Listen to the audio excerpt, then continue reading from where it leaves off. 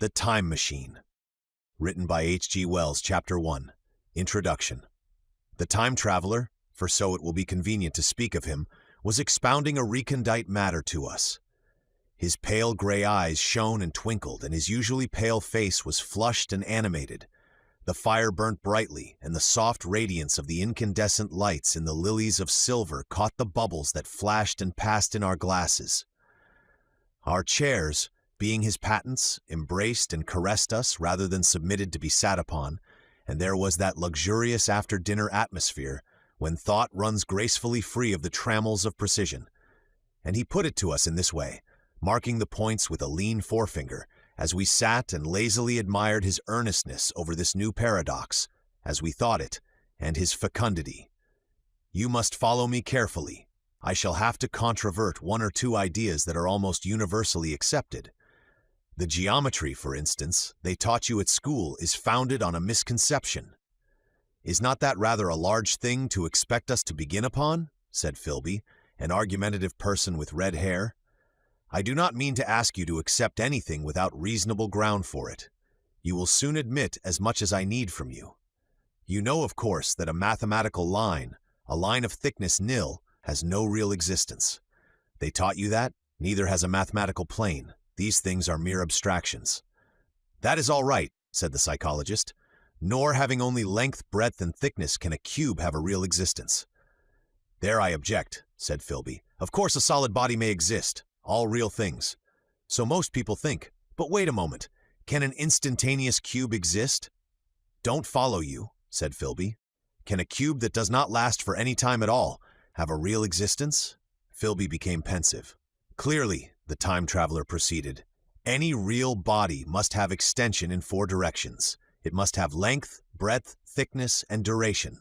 But through a natural infirmity of the flesh, which I will explain to you in a moment, we incline to overlook this fact. There are really 4 dimensions, 3 which we call the 3 planes of space, and a 4th, time. There is, however, a tendency to draw an unreal distinction between the former 3 dimensions and the latter, because it happens that our consciousness moves intermittently in one direction along the ladder from the beginning to the end of our lives.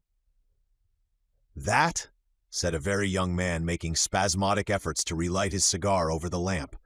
That, very clear indeed. Now it is very remarkable that this is so extensively overlooked, continued the time traveler, with a slight accession of cheerfulness. Really, this is what is meant by the 4th dimension, though some people who talk about the 4th dimension do not know they mean it. It is only another way of looking at time. There is no difference between time and any of the 3 dimensions of space, except that our consciousness moves along it. But some foolish people have got hold of the wrong side of that idea. You have all heard what they have to say about this 4th dimension? I have not, said the provincial mayor. It is simply this, that space, as our mathematicians have it, is spoken of as having 3 dimensions, which one may call length, breadth, and thickness, and is always definable by reference to 3 planes, each at right angles to the others. But some philosophical people have been asking why 3 dimensions particularly, why not another direction at right angles to the other 3, and have even tried to construct a 4-dimensional geometry. Professor Simon Newcomb was expounding this to the New York Mathematical Society only a month or so ago. You know how on a flat surface, which has only 2 dimensions, we can represent a figure of a 3-dimensional solid, and similarly they think that by models of 3 dimensions they could represent one of 4, if they could master the perspective of the thing. See? I think so, murmured the provincial mayor, and knitting his brows, he lapsed into an introspective state, his lips moving as one who repeats mystic words.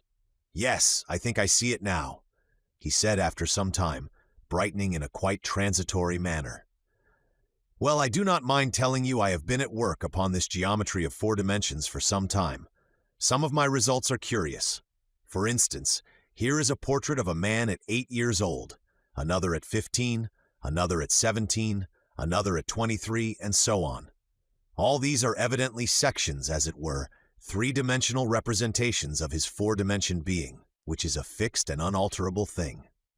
Scientific people, proceeded the time traveler after the pause required for the proper assimilation of this, know very well that time is only a kind of space. Here is a popular scientific diagram, a weather record. This line I trace with my finger shows the movement of the barometer. Yesterday it was so high, yesterday night it fell, then this morning it rose again, and so gently upward to here. Surely the mercury did not trace this line in any of the dimensions of space generally recognized? But certainly it traced such a line, and that line, therefore, we must conclude was along the time dimension. But, said the medical man, staring hard at a coal in the fire, if time is really only a fourth dimension of space, why is it, and why has it always been, regarded as something different? And why cannot we move in time as we move about in the other dimensions of space? The time traveler smiled. Are you so sure we can move freely in space? Right and left we can go, backward and forward freely enough, and men always have done so. I admit we move freely in 2 dimensions, but how about up and down? Gravitation limits us there. Not exactly, said the medical man. There are balloons, but before the balloons, save for spasmodic jumping and the inequalities of the surface, man had no freedom of vertical movement. Still they could move a little up and down, said the medical man. Easier, far easier down than up. And you cannot move at all in time. You cannot get away from the present moment. My dear sir, that is just where you are wrong. That is just where the whole world has gone wrong. We are always getting away from the present moment. Our mental existences, which are immaterial and have no dimensions, are passing along the time dimension with a uniform velocity from the cradle to the grave, just as we should travel down if we began our existence 50 miles above the Earth's surface. But the great difficulty is this, interrupted the psychologist. You can move about in all directions of space, but you cannot move about in time. That is the germ of my great discovery. But you are wrong to say that we cannot move about in time. For instance, if I am recalling an incident very vividly, I go back to the instant of its occurrence. I become absent-minded, as you say. I jump back for a moment. Of course, we have no means of staying back for any length of time, any more than a savage or an animal has of staying 6 feet above the ground. But a civilized man is better off than the savage in this respect. He can go up against gravitation in a balloon, and why should he not hope that ultimately he may be able to stop or accelerate his drift along the time dimension, or even turn about and travel the other way? Oh, this, began Philby, is all. Why not? Said the time traveler. It's against reason, said Philby. What reason? Said the time traveler. You can show black is white by argument, said Philby, but you will never convince me. Possibly not, said the time traveler. But now you begin to see the object of my investigations into the geometry of 4 dimensions. Long ago I had a vague inkling of a machine. To travel through time, exclaimed the very young man, that shall travel indifferently in any direction of space and time as the driver determines. Philby contented himself with laughter. But I have experimental verification, said the time traveler. It would be remarkably convenient for the historian, the psychologist suggested. One might travel back and verify the accepted account of the Battle of Hastings, for instance. Don't you think you would attract attention? Said the medical man. Our ancestors had no great tolerance for anachronisms. One might get one's Greek from the very lips of Homer and Plato, the very young man thought, in which case they would certainly plow you for the little go. The German scholars have improved Greek so much. Then there is the future, said the very young man. Just think. One might invest all one's money, leave it to accumulate at interest, and hurry on ahead. To discover a society, said I, erected on a strictly communistic basis. Of all the wild, extravagant theories, began the psychologist. Yes, so it seemed to me, and so I never talked of it until— Experimental verification, cried I. You are going to verify that? The experiment, cried Philby, who was getting brain-weary. Let's see your experiment anyhow, said the psychologist, though it's all humbug, you know. The time traveler smiled round at us, then, still smiling faintly, and with his hands deep in his trousers pockets, he walked slowly out of the room, and we heard his slippers shuffling down the long passage to his laboratory. The psychologist looked at us. I wonder what he's got? Some sleight-of-hand trick or other, said the medical man, and Philby tried to tell us about a conjurer he had seen at Burslem, But before he had finished his preface, the time traveler came back, and Philby's anecdote collapsed. Chapter 2. The Machine. The thing the time traveler held in his hand was a glittering metallic framework, scarcely larger than a small clock, and very delicately made. There was ivory in it, and some transparent crystalline substance. And now I must be explicit, for this that follows, unless his explanation is to be accepted, is an absolutely unaccountable thing. He took one of the small octagonal tables that were scattered about the room, and set it in front of the fire, with 2 legs on the hearthrug. On this table he placed the mechanism. Then he drew up a chair and sat down. The only other object on the table was a small shaded lamp, the bright light of which fell upon the model. There were also perhaps a dozen candles about, 2 in brass candlesticks upon the mantel and several in sconces, so that the room was brilliantly illuminated. I sat in a low armchair nearest the fire, and I drew this forward so as to be almost between the time traveler and the fireplace. Philby sat behind him, looking over his shoulder. The medical man and the provincial mayor watched him in profile from the right, the psychologist from the left. The very young man stood behind the psychologist. We were all on the alert. It appears incredible to me that any kind of trick, however subtly conceived and however adroitly done, could have been played upon us under these conditions. The time traveler looked at us, and then at the mechanism. "Well," said the psychologist. "This little affair," said the time traveler, resting his elbows upon the table and pressing his hands together above the apparatus, "is only a model. It is my plan for a machine to travel through time. You will notice that it looks singularly askew, and that there is an odd twinkling appearance about this bar, as though it was in some way unreal." He pointed to the part with his finger. "Also, here is one little white lever, and here is another." The medical man got up out of his chair and peered into the thing.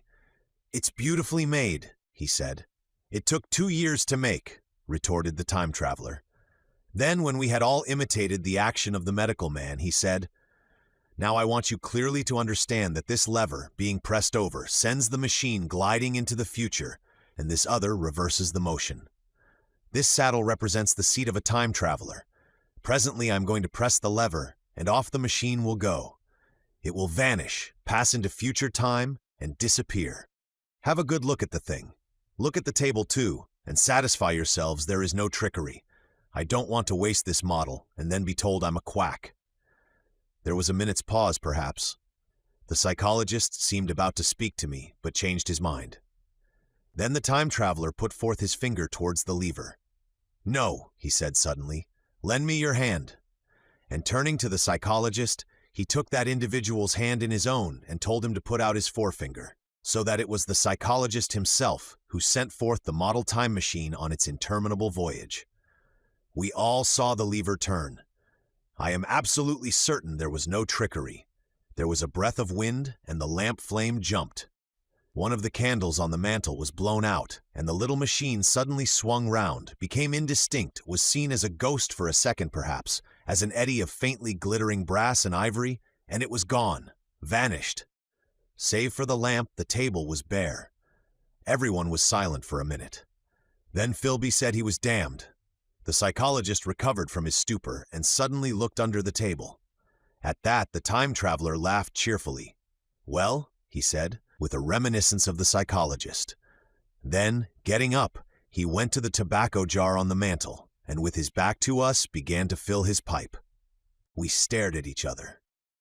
"Look here," said the medical man. "Are you in earnest about this? Do you seriously believe that that machine has traveled into time?" "Certainly," said the time traveler, stooping to light a spill at the fire.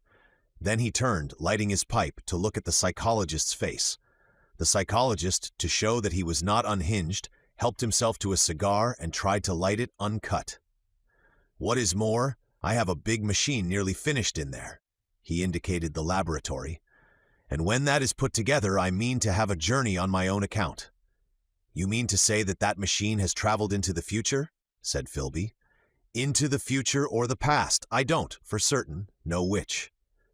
After an interval, the psychologist had an inspiration. "It must have gone into the past if it has gone anywhere," he said. "Why?" said the time traveler.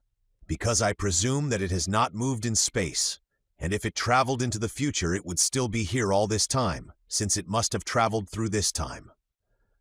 But, said I, if it traveled into the past it would have been visible when we came first into this room, and last Thursday when we were here, and the Thursday before that, and so forth.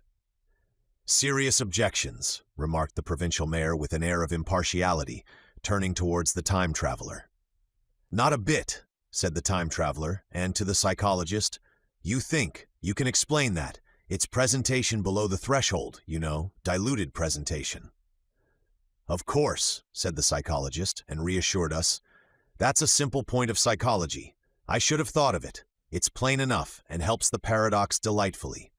We cannot see it, nor can we appreciate this machine, any more than we can the spoke of a wheel spinning or a bullet flying through the air.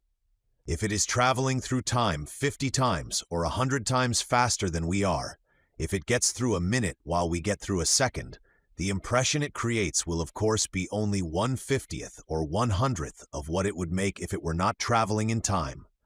That's plain enough. He passed his hand through the space in which the machine had been. You see, he said, laughing. We sat and stared at the vacant table for a minute or so. Then the time traveler asked us what we thought of it all. It sounds plausible enough tonight, said the medical man, but wait until tomorrow. Wait for the common sense of the morning. Would you like to see the time machine itself? Asked the time traveler.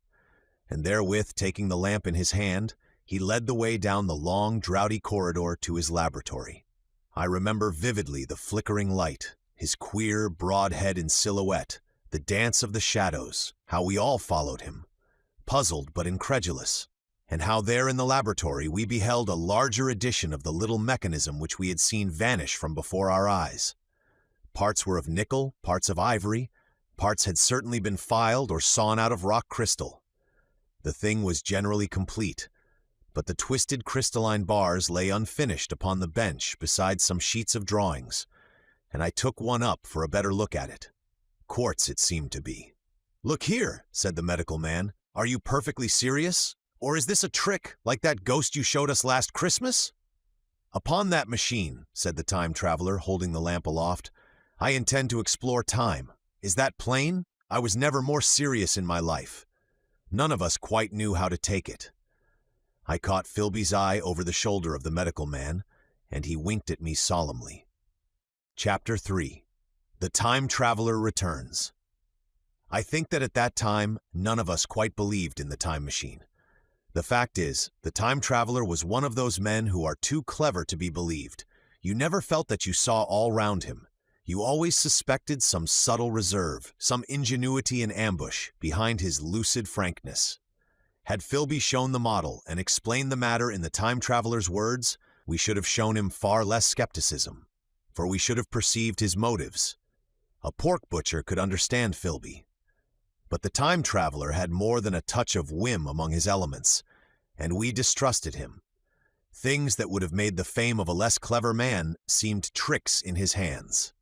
It is a mistake to do things too easily. The serious people who took him seriously never felt quite sure of his deportment. They were somehow aware that trusting their reputations for judgment with him was like furnishing a nursery with eggshell china. So I don't think any of us said very much about time traveling in the interval between that Thursday and the next, though its odd potentialities ran, no doubt, in most of our minds. Its plausibility, that is, its practical incredibleness, the curious possibilities of anachronism and of utter confusion it suggested. For my own part, I was particularly preoccupied with the trick of the model that I remember discussing with the medical man whom I met on Friday at the Linnean. He said he had seen a similar thing at Tübingen, and laid considerable stress on the blowing out of the candle. But how the trick was done he could not explain. The next Thursday I went again to Richmond. I suppose I was one of the time traveler's most constant guests, and arriving late, found 4 or 5 men already assembled in his drawing room. The medical man was standing before the fire with a sheet of paper in one hand and his watch in the other. I looked round for the time traveler and, "It's 7:30 now," said the medical man. "I suppose we'd better have dinner?" "Where's?" said I, naming our host. "You've just come? It's rather odd. He's unavoidably detained. He asks me in this note to lead off with dinner at 7 if he's not back. Says he'll explain when he comes. It seems a pity to let the dinner spoil," said the editor of a well-known daily paper, and thereupon the doctor rang the bell.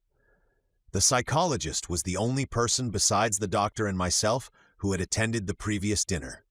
The other men were Blank, the editor aforementioned, a certain journalist, and another, a quiet, shy man with a beard, whom I didn't know, and who, as far as my observation went, never opened his mouth all the evening. There was some speculation at the dinner table about the time traveler's absence, and I suggested time traveling in a half-jocular spirit. The editor wanted that explained to him, and the psychologist volunteered a wooden account of the ingenious paradox and trick we had witnessed that day week. He was in the midst of his exposition when the door from the corridor opened slowly and without noise. I was facing the door and saw it first. "Hello," I said. "At last," and the door opened wider and the time traveler stood before us. I gave a cry of surprise. "Good heavens, man, what's the matter?" cried the medical man who saw him next, and the whole tableful turned towards the door. He was in an amazing plight. His coat was dusty and dirty and smeared with green down the sleeves, his hair disordered and, as it seemed to me, grayer, either with dust and dirt or because its color had actually faded. His face was ghastly pale. His chin had a brown cut on it, a cut half-healed. His expression was haggard and drawn, as by intense suffering. For a moment he hesitated in the doorway, as if he had been dazzled by the light. Then he came into the room. He walked with just such a limp as I have seen in footsore tramps. We stared at him in silence, expecting him to speak. He said not a word, but came painfully to the table and made a motion towards the wine. The editor filled a glass of champagne and pushed it towards him. He drained it, and it seemed to do him good, for he looked round the table, and the ghost of his old smile flickered across his face. "What on earth have you been up to, man?" said the doctor. The time traveler did not seem to hear. "Don't let me disturb you," he said with a certain faltering articulation. "I'm all right." He stopped, held out his glass for more, and took it off at a draught. "That's good," he said. His eyes grew brighter, and a faint color came into his cheeks. His glance flickered over our faces with a certain dull approval, and then went round the warm and comfortable room. Then he spoke again, still as it were feeling his way among his words. "I'm going to wash and dress, and then I'll come down and explain things. Save me some of that mutton. I'm starving for a bit of meat." He looked across at the editor, who was a rare visitor, and hoped he was all right. The editor began a question. "Tell you presently," said the time traveler. "I'm funny. Be all right in a minute." He put down his glass and walked towards the staircase door. Again I remarked his lameness and the soft padding sound of his footfall, and standing up in my place, I saw his feet as he went out. He had nothing on them but a pair of tattered, blood-stained socks. Then the door closed upon him. I had half a mind to follow till I remembered how he detested any fuss about himself. For a minute, perhaps, my mind was wool-gathering. Then, "Remarkable behavior of an eminent scientist," I heard the editor say, thinking, after his wont, in headlines.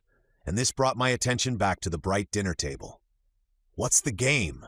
said the journalist. "Has he been doing the amateur cadger? I don't follow." I met the eye of the psychologist, and read my own interpretation in his face. I thought of the time traveler limping painfully upstairs. I don't think anyone else had noticed his lameness. The first to recover completely from this surprise was the medical man, who rang the bell. The time traveler hated to have servants waiting at dinner for a hot plate. At that, the editor turned to his knife and fork with a grunt, and the silent man followed suit. The dinner was resumed. Conversation was exclamatory for a little while with gaps of wonderment, and then the editor got fervent in his curiosity. "Does our friend eke out his modest income with a crossing? Or has he his Nebuchadnezzar phases?" he inquired. "I feel assured it's this business of the time machine," I said, and took up the psychologist's account of our previous meeting. The new guests were frankly incredulous. The editor raised objections. What was this time traveling? A man couldn't cover himself with dust by rolling in a paradox, could he? And then, as the idea came home to him, he resorted to caricature. Hadn't they any clothes brushes in the future? The journalist, too, would not believe at any price, and joined the editor in the easy work of heaping ridicule on the whole thing. They were both the new kind of journalist. Very joyous, irreverent young men. "Our special correspondent in the Day After Tomorrow reports," the journalist was saying, or rather shouting, when the time traveler came back. He was dressed in ordinary evening clothes, and nothing save his haggard look remained of the change that had startled me.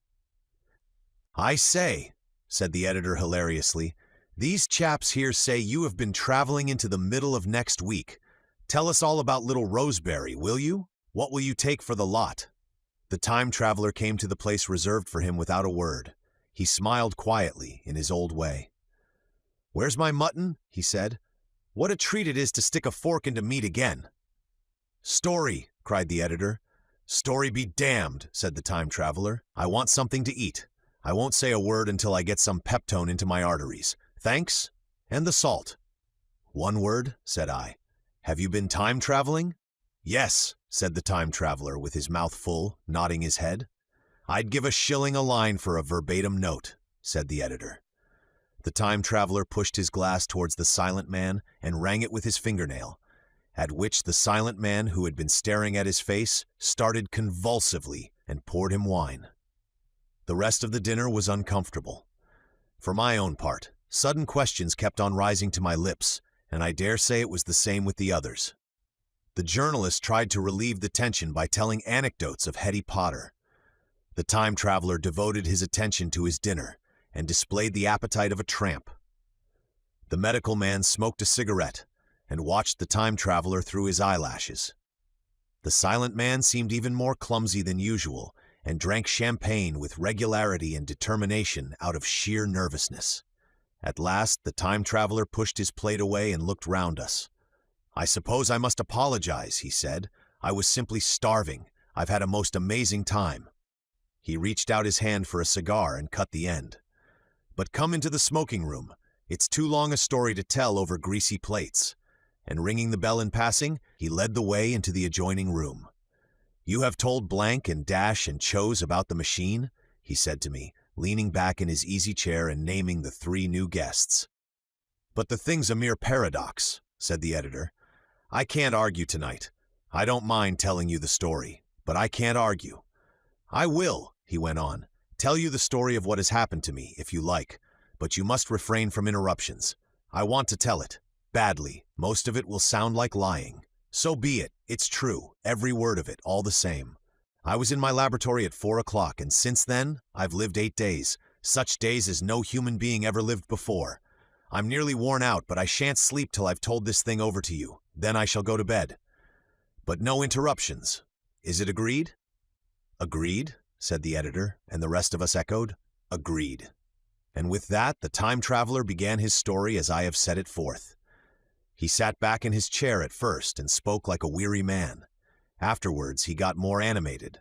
In writing it down, I feel with only too much keenness the inadequacy of pen and ink, and, above all, my own inadequacy to express its quality.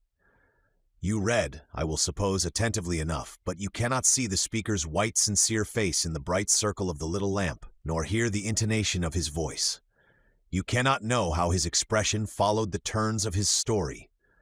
Most of us hearers were in shadow, for the candles in the smoking room had not been lighted, and only the face of the journalist and the legs of the silent man from the knees downward were illuminated.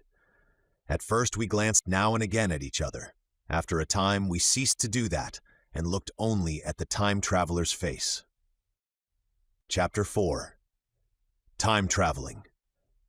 I told some of you last Thursday of the principles of the time machine and showed you the actual thing itself, incomplete in the workshop. There it is now, a little travel-worn, truly, and one of the ivory bars is cracked and a brass rail bent, but the rest of it's sound enough. I expected to finish it on Friday, but on Friday, when the putting together was nearly done, I found that one of the nickel bars was exactly 1 inch too short, and this I had to get remade, so that the thing was not complete until this morning. It was at 10 o'clock today that the first of all time machines began its career. I gave it a last tap, tried all the screws again, put one more drop of oil on the quartz rod, and sat myself in the saddle. I suppose a suicide who holds a pistol to his skull feels much the same wonder at what will come next as I felt then. I took the starting lever in one hand and the stopping one in the other, pressed the first, and almost immediately the second. I seemed to reel. I felt a nightmare sensation of falling, and looking round, I saw the laboratory exactly as before. Had anything happened? For a moment I suspected that my intellect had tricked me. Then I noted the clock. A moment before, as it seemed, it had stood at a minute or so past 10. Now it was nearly 3:30. I drew a breath, set my teeth, gripped the starting lever with both hands, and went off with a thud. The laboratory got hazy and went dark. Mrs. Watchett came in and walked, apparently without seeing me, towards the garden door. I suppose it took her a minute or so to traverse the place, but to me she seemed to shoot across the room like a rocket. I pressed the lever over to its extreme position. The night came like the turning out of a lamp, and in another moment came tomorrow. The laboratory grew faint and hazy, then fainter and ever fainter. Tomorrow night came black, then day again, night again, day again, faster and faster still. An eddying murmur filled my ears, and a strange, dumb confusedness descended on my mind. I am afraid I cannot convey the peculiar sensations of time traveling. They are excessively unpleasant. There is a feeling exactly like that one has upon a switchback, of a helpless headlong motion. I felt the same horrible anticipation, too, of an imminent smash. As I put on pace, night followed day like the flapping of a black wing. The dim suggestion of the laboratory seemed presently to fall away from me, and I saw the sun hopping swiftly across the sky, leaping it every minute, and every minute marking a day. I supposed the laboratory had been destroyed, and I had come into the open air. I had a dim impression of scaffolding, but I was already going too fast to be conscious of any moving things. The slowest snail that ever crawled dashed by too fast for me. The twinkling succession of darkness and light was excessively painful to the eye.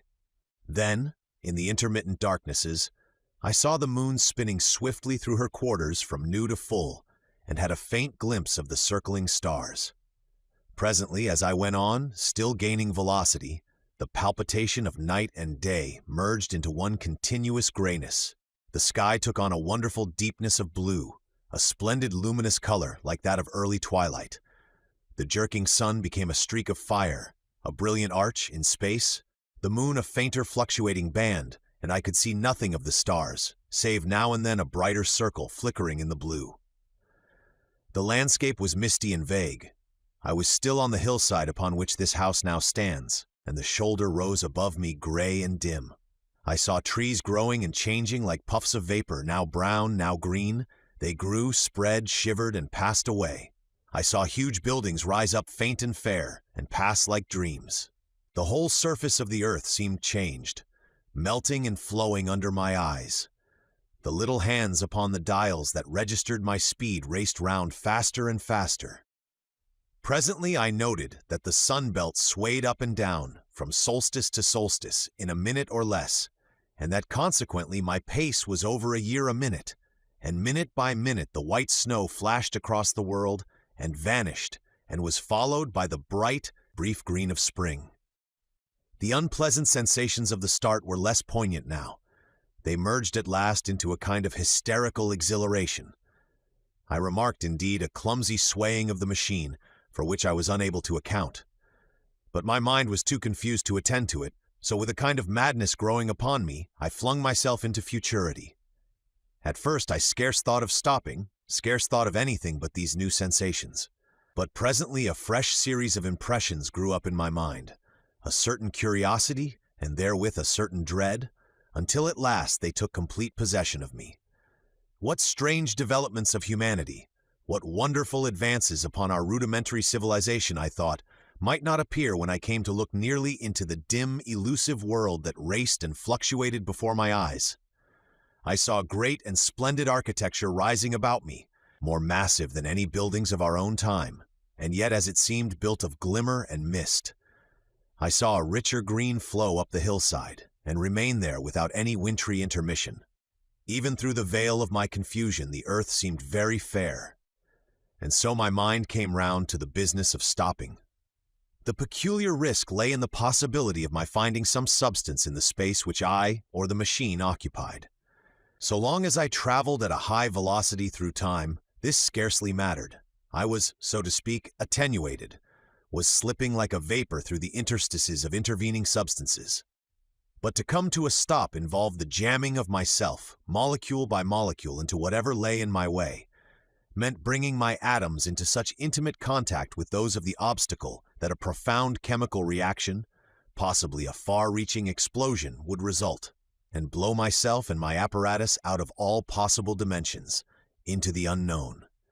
This possibility had occurred to me again and again while I was making the machine, but then I had cheerfully accepted it as an unavoidable risk, one of the risks a man has got to take. Now the risk was inevitable. I no longer saw it in the same cheerful light. The fact is that, insensibly, the absolute strangeness of everything, the sickly jarring and swaying of the machine, above all, the feeling of prolonged falling, had absolutely upset my nerves. I told myself that I could never stop, and with a gust of petulance I resolved to stop forthwith. Like an impatient fool, I lugged over the lever, and incontinently the thing went reeling over, and I was flung headlong through the air.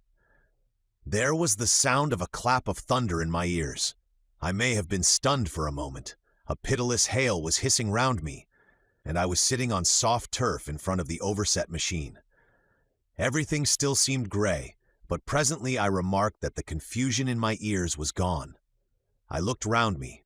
I was on what seemed to be a little lawn in a garden, surrounded by rhododendron bushes, and I noticed that their mauve and purple blossoms were dropping in a shower under the beating of the hailstones. The rebounding, dancing hail hung in a little cloud over the machine, and drove along the ground like smoke. In a moment I was wet to the skin. "Fine hospitality," said I to a man who has traveled innumerable years to see you. Presently I thought what a fool I was to get wet.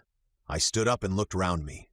A colossal figure, carved apparently in some white stone, loomed indistinctly beyond the rhododendrons through the hazy downpour. But all else of the world was invisible. My sensations would be hard to describe. As the columns of hail grew thinner, I saw the white figure more distinctly. It was very large, for a silver birch tree touched its shoulder. It was of white marble, in shape something like a winged sphinx, but the wings, instead of being carried vertically at the sides, were spread so that it seemed to hover. The pedestal, it appeared to me, was of bronze, and was thick with verdigris. It chanced that the face was towards me. The sightless eyes seemed to watch me. There was the faint shadow of a smile on the lips. It was greatly weather-worn, and that imparted an unpleasant suggestion of disease. I stood looking at it for a little space, half a minute, perhaps, or half an hour.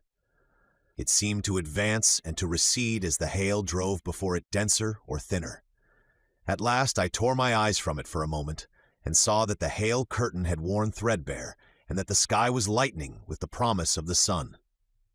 I looked up again at the crouching white shape, and the full temerity of my voyage came suddenly upon me. What might appear when that hazy curtain was altogether withdrawn? What might not have happened to men? What if cruelty had grown into a common passion? What if in this interval the race had lost its manliness, and had developed into something inhuman, unsympathetic, and overwhelmingly powerful? I might seem some old-world savage animal, only the more dreadful and disgusting for our common likeness, a foul creature to be incontinently slain. Already I saw other vast shapes, huge buildings with intricate parapets and tall columns, with a wooded hillside dimly creeping in upon me through the lessening storm. I was seized with a panic fear. I turned frantically to the time machine, and strove hard to readjust it. As I did so, the shafts of the sun smote through the thunderstorm. The gray downpour was swept aside and vanished like the trailing garments of a ghost. Above me, in the intense blue of the summer sky, some faint brown shreds of cloud whirled into nothingness. The great buildings about me stood out clear and distinct, shining with the wet of the thunderstorm, and picked out in white by the unmelted hailstones piled along their courses. I felt naked in a strange world. I felt as perhaps a bird may feel in the clear air, knowing the hawk wings above and will swoop. My fear grew to frenzy. I took a breathing space, set my teeth, and again grappled fiercely, wrist and knee, with the machine. It gave under my desperate onset and turned over. It struck my chin violently. One hand on the saddle, the other on the lever, I stood panting heavily in attitude to mount again. But with this recovery of a prompt retreat, my courage recovered. I looked more curiously and less fearfully at this world of the remote future. In a circular opening, high up in the wall of the nearer house, I saw a group of figures clad in rich, soft robes. They had seen me, and their faces were directed towards me. Then I heard voices approaching me. Coming through the bushes by the white Sphinx were the heads and shoulders of men running. One of these emerged in a pathway leading straight to the little lawn upon which I stood with my machine. He was a slight creature, perhaps 4 feet high, clad in a purple tunic, girdled at the waist with a leather belt. Sandals or buskins, I could not clearly distinguish which, were on his feet. His legs were bare to the knees, and his head was bare. Noticing that, I noticed for the first time how warm the air was. He struck me as being a very beautiful and graceful creature, but indescribably frail. His flushed face reminded me of the more beautiful kind of consumptive, that hectic beauty of which we used to hear so much. At the sight of him, I suddenly regained confidence. I took my hands from the machine. Chapter 5. In the Golden Age. In another moment we were standing face to face, I and this fragile thing out of futurity. He came straight up to me and laughed into my eyes. The absence from his bearing of any sign of fear struck me at once.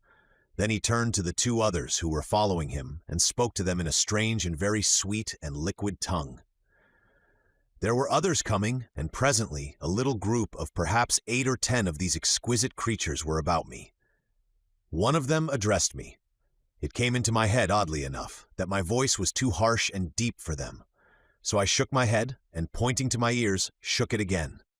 He came a step forward, hesitated, and then touched my hand. Then I felt other soft little tentacles upon my back and shoulders. They wanted to make sure I was real. There was nothing in this at all alarming. Indeed, there was something in these pretty little people that inspired confidence, a graceful gentleness, a certain childlike ease. And besides, they looked so frail that I could fancy myself flinging the whole dozen of them about like 9-pins. But I made a sudden motion to warn them when I saw their little pink hands feeling at the time machine. Happily then, when it was not too late, I thought of a danger I had hitherto forgotten, and reaching over the bars of the machine, I unscrewed the little levers that would set it in motion, and put these in my pocket. Then I turned again to see what I could do in the way of communication. And then, looking more nearly into their features, I saw some further peculiarities in their Dresden china type of prettiness. Their hair, which was uniformly curly, came to a sharp end at the neck and cheek. There was not the faintest suggestion of it on the face, and their ears were singularly minute. The mouths were small, with bright red, rather thin lips, and the little chins ran to a point. The eyes were large and mild, and, this may seem egotism on my part, I fancied even that there was a certain lack of the interest I might have expected in them. As they made no effort to communicate with me, but simply stood round me smiling and speaking in soft cooing notes to each other, I began the conversation. I pointed to the time machine and to myself. Then, hesitating for a moment how to express time, I pointed to the sun. At once a quaintly pretty little figure in checkered purple and white followed my gesture, and then astonished me by imitating the sound of thunder. For a moment I was staggered, though the import of his gesture was plain enough. The question had come into my mind abruptly. Were these creatures fools? You may hardly understand how it took me. You see, I had always anticipated that the people of the year 800 and 2000 odd would be incredibly in front of us in knowledge, art, everything. Then one of them suddenly asked me a question that showed him to be on the intellectual level of one of our 5-year-old children, asked me, in fact, if I had come from the sun in a thunderstorm. It let loose the judgment I had suspended upon their clothes, their frail light limbs, and fragile features. A flow of disappointment rushed across my mind. For a moment I felt that I had built the time machine in vain. I nodded, pointed to the sun, and gave them such a vivid rendering of a thunderclap as startled them. They all withdrew a pace or so and bowed. Then came one laughing towards me, carrying a chain of beautiful flowers altogether new to me, and put it about my neck. The idea was received with melodious applause, and presently they were all running to and fro for flowers, and laughingly flinging them upon me until I was almost smothered with blossom. You who have never seen the like can scarcely imagine what delicate and wonderful flowers countless years of culture had created. Then someone suggested that their plaything should be exhibited in the nearest building, and so I was led past the Sphinx of white marble, which had seemed to watch me all the while with a smile at my astonishment, towards a vast gray edifice of fretted stone. As I went with them, the memory of my confident anticipations of a profoundly grave and intellectual posterity came, with irresistible merriment, to my mind. The building had a huge entry, and was altogether of colossal dimensions. I was naturally most occupied with the growing crowd of little people, and with the big open portals that yawned before me, shadowy and mysterious. My general impression of the world I saw over their heads was a tangled waste of beautiful bushes and flowers, a long-neglected and yet weedless garden. I saw a number of tall spikes of strange white flowers, measuring a foot perhaps across the spread of the waxen petals. They grew scattered as if wild among the variegated shrubs, but, as I say, I did not examine them closely at this time. The time machine was left deserted on the turf among the rhododendrons. The arch of the doorway was richly carved, but naturally I did not observe the carving very narrowly, though I fancied I saw suggestions of old Phoenician decorations as I passed through, and it struck me that they were very badly broken and weather-worn. Several more brightly clad people met me in the doorway, and so we entered, I dressed in dingy 19th-century garments, looking grotesque enough, garlanded with flowers, and surrounded by an eddying mass of bright, soft-colored robes and shining white limbs, in a melodious whirl of laughter and laughing speech. The big doorway opened into a proportionately great hall hung with brown. The roof was in shadow, and the windows, partially glazed with colored glass and partially unglazed, admitted a tempered light. The floor was made up of huge blocks of some very hard white metal, not plates nor slabs. Blocks, and it was so much worn, as I judged by the going to and fro of past generations, as to be deeply channeled along the more frequented ways. Transverse to the length were innumerable tables made of slabs of polished stone, raised perhaps a foot from the floor, and upon these were heaps of fruits. Some I recognized as a kind of hypertrophied raspberry and orange, but for the most part they were strange. Between the tables was scattered a great number of cushions. Upon these my conductors seated themselves, signing for me to do likewise.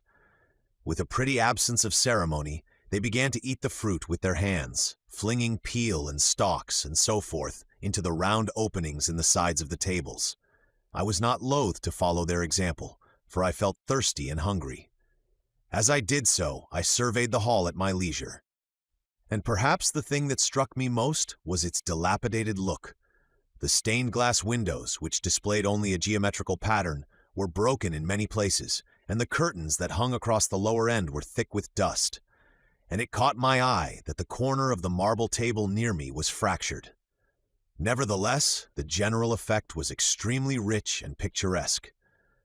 There were perhaps a couple of 100 people dining in the hall, and most of them, seated as near to me as they could come, were watching me with interest, their little eyes shining over the fruit they were eating. All were clad in the same soft and yet strong, silky material. Fruit, by the by, was all their diet. These people of the remote future were strict vegetarians, and while I was with them, in spite of some carnal cravings, I had to be frugivorous also. Indeed, I found afterwards that horses, cattle, sheep, dogs had followed the ichthyosaurus into extinction. But the fruits were very delightful. One in particular that seemed to be in season all the time I was there, a flowery thing in a three-sided husk, was especially good, and I made it my staple. At first I was puzzled by all these strange fruits, and by the strange flowers I saw, but later I began to perceive their import. However, I am telling you of my fruit dinner in the distant future now. So soon as my appetite was a little checked, I determined to make a resolute attempt to learn the speech of these new men of mine. Clearly that was the next thing to do. The fruits seemed a convenient thing to begin upon, and holding one of these up, I began a series of interrogative sounds and gestures. I had some considerable difficulty in conveying my meaning.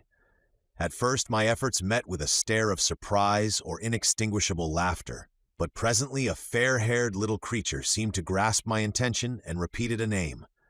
They had to chatter and explain the business at great length to each other, and my first attempts to make the exquisite little sounds of their language caused an immense amount of genuine, if uncivil, amusement. However, I felt like a schoolmaster amidst children, and persisted, and presently I had a score of noun substantives at least at my command, and then I got to demonstrative pronouns, and even the verb to eat. But it was slow work, and the little people soon tired and wanted to get away from my interrogations, so I determined, rather of necessity, to let them give their lessons in little doses when they felt inclined. And very little doses I found they were before long, for I never met people more indolent or more easily fatigued. Chapter 6. The Sunset of Mankind. A queer thing I soon discovered about my little hosts, and that was their lack of interest. They would come to me with eager cries of astonishment, like children, but, like children, they would soon stop examining me and wander away after some other toy. The dinner and my conversational beginnings ended, I noted for the first time that almost all those who had surrounded me at first were gone. It is odd, too, how speedily I came to disregard these little people.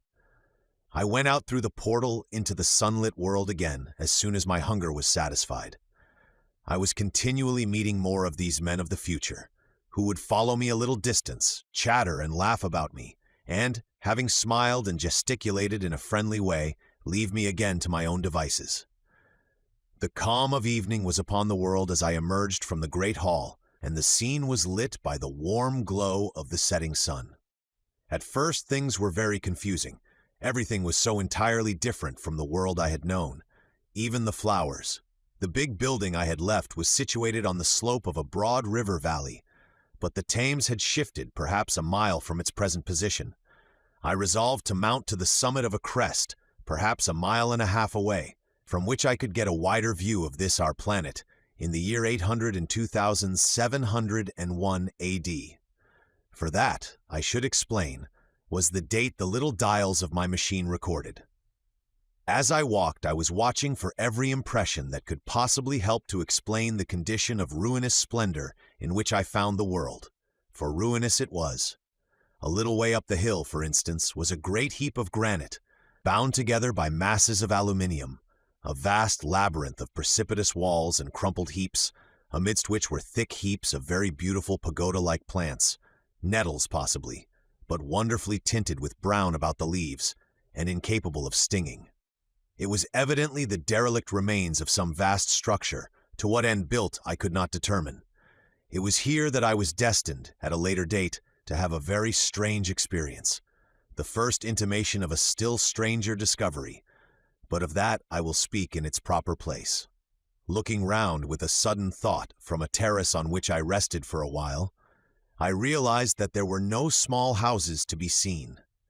Apparently the single house, and possibly even the household, had vanished. Here and there among the greenery were palace-like buildings, but the house and the cottage, which form such characteristic features of our own English landscape, had disappeared. Communism, said I to myself, and on the heels of that came another thought. I looked at the half-dozen little figures that were following me. Then, in a flash, I perceived that all had the same form of costume, the same soft hairless visage, and the same girlish rotundity of limb. It may seem strange, perhaps, that I had not noticed this before, but everything was so strange. Now I saw the fact plainly enough. In costume, and in all the differences of texture and bearing that now mark off the sexes from each other, these people of the future were alike, and the children seemed to my eyes to be but the miniatures of their parents.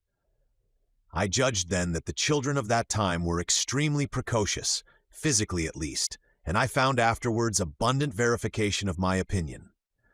Seeing the ease and security in which these people were living, I felt that this close resemblance of the sexes was after all what one would expect, for the strength of a man and the softness of a woman, the institution of the family, and the differentiation of occupations are mere militant necessities of an age of physical force. Where population is balanced and abundant, much childbearing becomes an evil rather than a blessing to the state. Where violence comes but rarely and offspring are secure, there is less necessity, indeed there is no necessity, for an efficient family, and the specialization of the sexes with reference to their children's needs disappears. We see some beginnings of this even in our own time, and in this future age it was complete. This, I must remind you, was my speculation at the time. Later, I was to appreciate how far it fell short of the reality. While I was musing upon these things, my attention was attracted by a pretty little structure, like a well under a cupola. I thought in a transitory way of the oddness of wells still existing, and then resumed the thread of my speculations.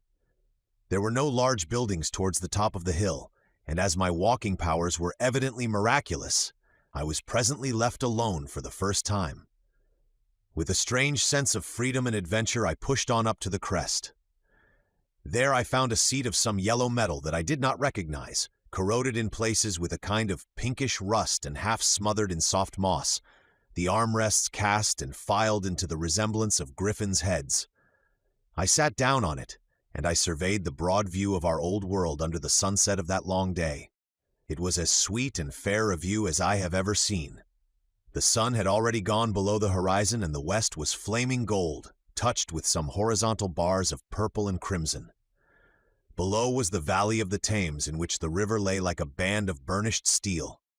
I have already spoken of the great palaces dotted about among the variegated greenery, some in ruins and some still occupied.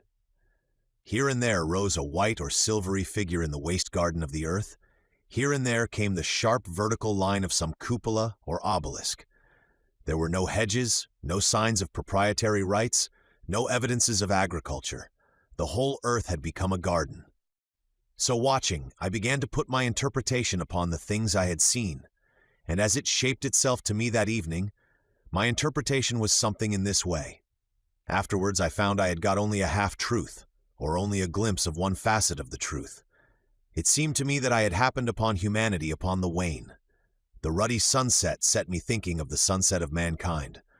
For the first time I began to realize an odd consequence of the social effort in which we are at present engaged. And yet, come to think, it is a logical consequence enough. Strength is the outcome of need. Security sets a premium on feebleness. The work of ameliorating the conditions of life, the true civilizing process that makes life more and more secure, had gone steadily on to a climax.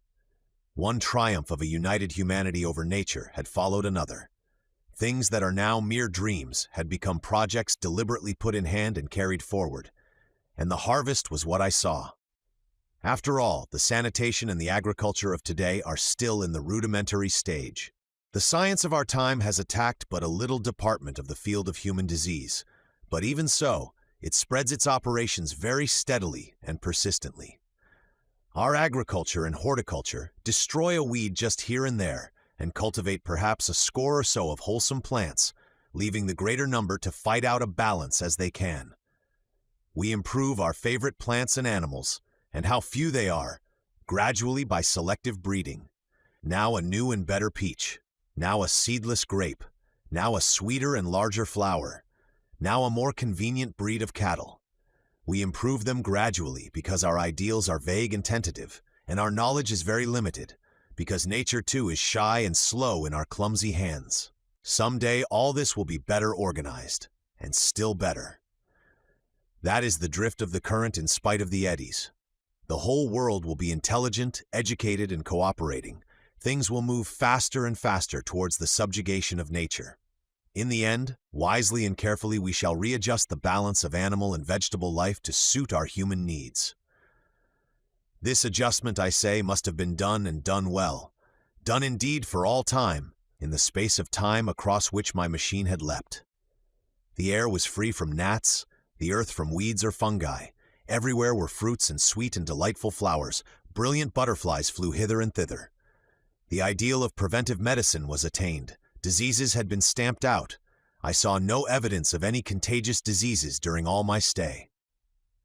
and I shall have to tell you later that even the processes of putrefaction and decay had been profoundly affected by these changes. Social triumphs, too, had been affected. I saw mankind housed in splendid shelters, gloriously clothed, and as yet I had found them engaged in no toil. There were no signs of struggle, neither social nor economical struggle. The shop, the advertisement, traffic, all that commerce which constitutes the body of our world, was gone. It was natural on that golden evening that I should jump at the idea of a social paradise.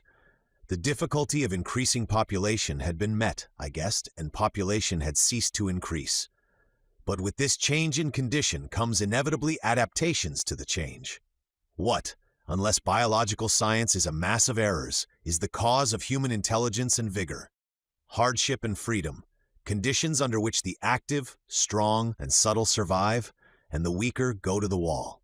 Conditions that put a premium upon the loyal alliance of capable men, upon self-restraint, patience, and decision. And the institution of the family, and the emotions that arise therein, the fierce jealousy, the tenderness for offspring, parental self-devotion, all found their justification and support in the imminent dangers of the young. Now, where are these imminent dangers? There is a sentiment arising, and it will grow, against connubial jealousy, against fierce maternity, against passion of all sorts, unnecessary things now, and things that make us uncomfortable, savage survivals, discords in a refined and pleasant life. I thought of the physical slightness of the people, their lack of intelligence, and those big abundant ruins, and it strengthened my belief in a perfect conquest of nature. For after the battle comes quiet. Humanity had been strong, energetic, and intelligent, and had used all its abundant vitality to alter the conditions under which it lived. And now came the reaction of the altered conditions. Under the new conditions of perfect comfort and security, that restless energy, that with us is strength, would become weakness. Even in our own time, certain tendencies and desires, once necessary to survival, are a constant source of failure. Physical courage and the love of battle, for instance, are no great help, may even be hindrances to a civilized man. And in a state of physical balance and security, power, intellectual as well as physical, would be out of place. For countless years, I judged there had been no danger of war or solitary violence, no danger from wild beasts, no wasting disease to require strength of constitution, no need of toil. For such a life, what we should call the weak are as well equipped as the strong, are indeed no longer weak. Better equipped indeed they are, for the strong would be fretted by an energy for which there was no outlet. No doubt the exquisite beauty of the buildings I saw was the outcome of the last surgings of the now purposeless energy of mankind before it settled down into perfect harmony with the conditions under which it lived, the flourish of that triumph which began the last great peace. This has ever been the fate of energy and security. It takes to art and to eroticism, and then come languor and decay. Even this artistic impetus would at last die away, had almost died in the time I saw. To adorn themselves with flowers, to dance, to sing in the sunlight, so much was left of the artistic spirit and no more. Even that would fade in the end into a contented inactivity. We are kept keen on the grindstone of pain and necessity, and it seemed to me that here was that hateful grindstone broken at last. As I stood there in the gathering dark, I thought that in this simple explanation I had mastered the problem of the world, mastered the whole secret of these delicious people. Possibly the checks they had devised for the increase of population had succeeded too well, and their numbers had rather diminished than kept stationary. That would account for the abandoned ruins. Very simple was my explanation, and plausible enough, as most wrong theories are. Chapter 7. A Sudden Shock. As I stood there musing over this too perfect triumph of man, the full moon, yellow and gibbous, came up out of an overflow of silver light in the northeast. The bright little figures ceased to move about below, a noiseless owl flitted by, and I shivered with the chill of the night. I determined to descend and find where I could sleep. I looked for the building I knew. Then my eye traveled along to the figure of the white Sphinx upon the pedestal of bronze, growing distinct as the light of the rising moon grew brighter. I could see the silver birch against it. There was the tangle of rhododendron bushes, black in the pale light, and there was the little lawn. I looked at the lawn again. A queer doubt chilled my complacency. No, said I stoutly to myself, that was not the lawn. But it was the lawn, for the white leprous face of the Sphinx was towards it. Can you imagine what I felt as this conviction came home to me?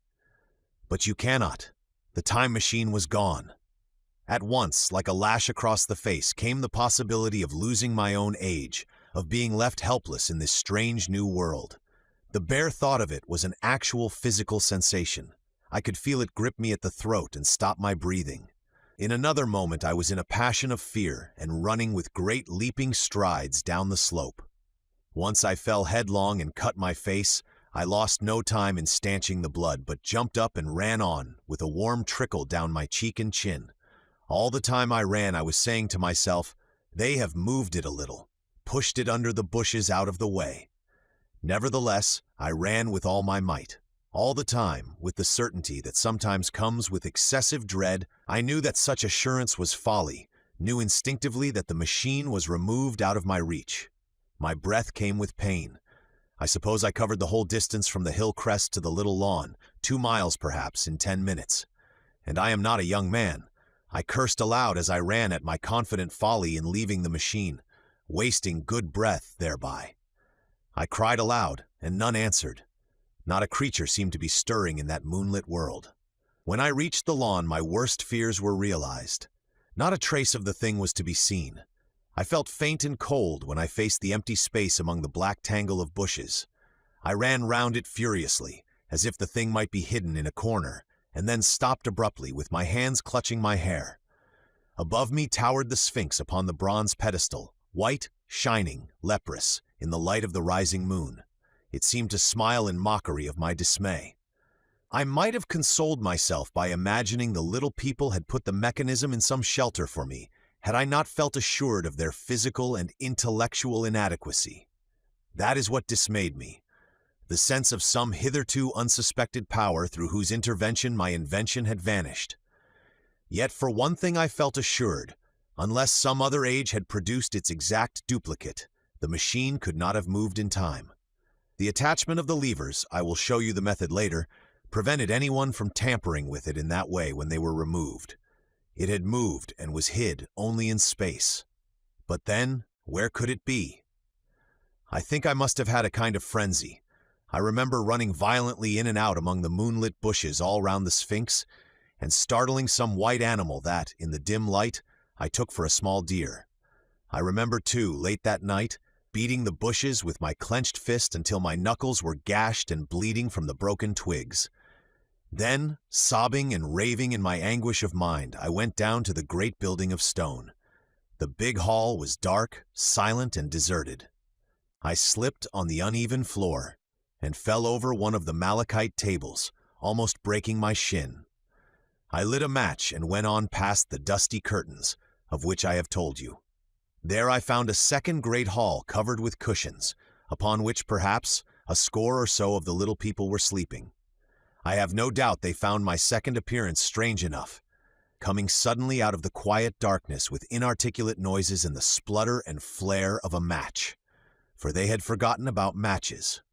"Where is my time machine?" I began, bawling like an angry child, laying hands upon them and shaking them up together. It must have been very queer to them. Some laughed, most of them looked sorely frightened. When I saw them standing round me, it came into my head that I was doing as foolish a thing as it was possible for me to do under the circumstances, in trying to revive the sensation of fear. For, reasoning from their daylight behavior, I thought that fear must be forgotten. Abruptly, I dashed down the match, and knocking one of the people over in my course, went blundering across the big dining hall again, out under the moonlight. I heard cries of terror and their little feet running and stumbling this way and that. I do not remember all I did as the moon crept up the sky.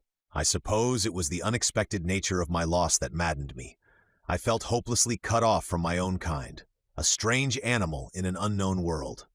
I must have raved to and fro, screaming and crying upon God and fate.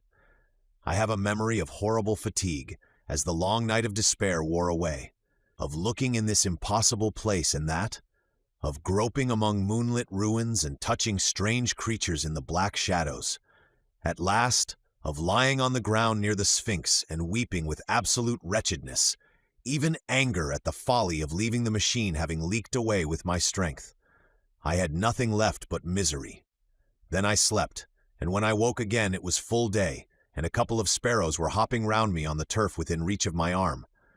I sat up in the freshness of the morning, trying to remember how I had got there and why I had such a profound sense of desertion and despair. Then things came clear in my mind. With the plain, reasonable daylight, I could look my circumstances fairly in the face. I saw the wild folly of my frenzy overnight, and I could reason with myself. Suppose the worst, I said. Suppose the machine altogether lost, perhaps destroyed. It behoves me to be calm and patient, to learn the way of the people, to get a clear idea of the method of my loss and the means of getting materials and tools, so that in the end, perhaps, I may make another. That would be my only hope, a poor hope perhaps, but better than despair. And after all, it was a beautiful and curious world. But probably the machine had only been taken away. Still, I must be calm and patient, find its hiding place, and recover it by force or cunning. And with that I scrambled to my feet and looked about me, wondering where I could bathe. I felt weary, stiff, and travel-soiled. The freshness of the morning made me desire an equal freshness. I had exhausted my emotion. Indeed, as I went about my business, I found myself wondering at my intense excitement overnight. I made a careful examination of the ground about the little lawn. I wasted some time in futile questionings, conveyed, as well as I was able, to such of the little people as came by. They all failed to understand my gestures. Some were simply stolid, some thought it was a jest and laughed at me. I had the hardest task in the world to keep my hands off their pretty laughing faces. It was a foolish impulse, but the devil begotten of fear and blind anger was ill-curbed and still eager to take advantage of my perplexity. The turf gave better counsel. I found a groove ripped in it, about midway between the pedestal of the Sphinx and the marks of my feet, where on arrival I had struggled with the overturned machine. There were other signs of removal about, with queer narrow footprints like those I could imagine made by a sloth. This directed my closer attention to the pedestal. It was, as I think I have said, of bronze.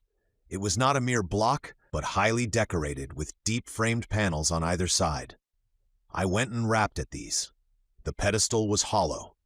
Examining the panels with care, I found them discontinuous with the frames. There were no handles or keyholes, but possibly the panels, if they were doors as I supposed, opened from within. One thing was clear enough to my mind. It took no very great mental effort to infer that my time machine was inside that pedestal. But how it got there was a different problem. I saw the heads of two orange-clad people coming through the bushes and under some blossom-covered apple trees towards me. I turned smiling to them and beckoned them to me. They came, and then, pointing to the bronze pedestal, I tried to intimate my wish to open it, but at my first gesture towards this they behaved very oddly. I don't know how to convey their expression to you. Suppose you were to use a grossly improper gesture to a delicate-minded woman, it is how she would look. They went off as if they had received the last possible insult. I tried a sweet-looking little chap in white next, with exactly the same result. Somehow, his manner made me feel ashamed of myself. But as you know, I wanted the time machine, and I tried him once more. As he turned off, like the others, my temper got the better of me. In 3 strides I was after him, had him by the loose part of his robe round the neck, and began dragging him towards the Sphinx. Then I saw the horror and repugnance of his face, and all of a sudden I let him go. But I was not beaten yet. I banged with my fist at the bronze panels. I thought I heard something stir inside. To be explicit, I thought I heard a sound like a chuckle. But I must have been mistaken. Then I got a big pebble from the river, and came and hammered till I had flattened a coil in the decorations, and the verdigris came off in powdery flakes. The delicate little people must have heard me hammering in gusty outbreaks a mile away on either hand, but nothing came of it. I saw a crowd of them upon the slopes, looking furtively at me. At last, hot and tired, I sat down to watch the place. But I was too restless to watch long. I am too occidental for a long vigil. I could work at a problem for years, but to wait inactive for 24 hours, that is another matter. I got up after a time, and began walking aimlessly through the bushes towards the hill again. "Patience," said I to myself. "If you want your machine again, you must leave that Sphinx alone.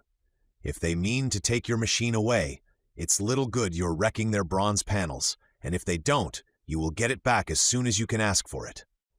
To sit among all those unknown things before a puzzle like that is hopeless. That way lies monomania. Face this world, learn its ways, watch it, be careful of too hasty guesses at its meaning. In the end, you will find clues to it all." Then suddenly the humor of the situation came into my mind. The thought of the years I had spent in study and toil to get into the future age, and now my passion of anxiety to get out of it. I had made myself the most complicated and the most hopeless trap that ever a man devised. Although it was at my own expense, I could not help myself. I laughed aloud. Going through the big palace, it seemed to me that the little people avoided me. It may have been my fancy, or it may have had something to do with my hammering at the gates of bronze. Yet I felt tolerably sure of the avoidance. I was careful, however, to show no concern and to abstain from any pursuit of them, and in the course of a day or two, things got back to the old footing. I made what progress I could in the language, and in addition, I pushed my explorations here and there. Either I missed some subtle point, or their language was excessively simple, almost exclusively composed of concrete substantives and verbs.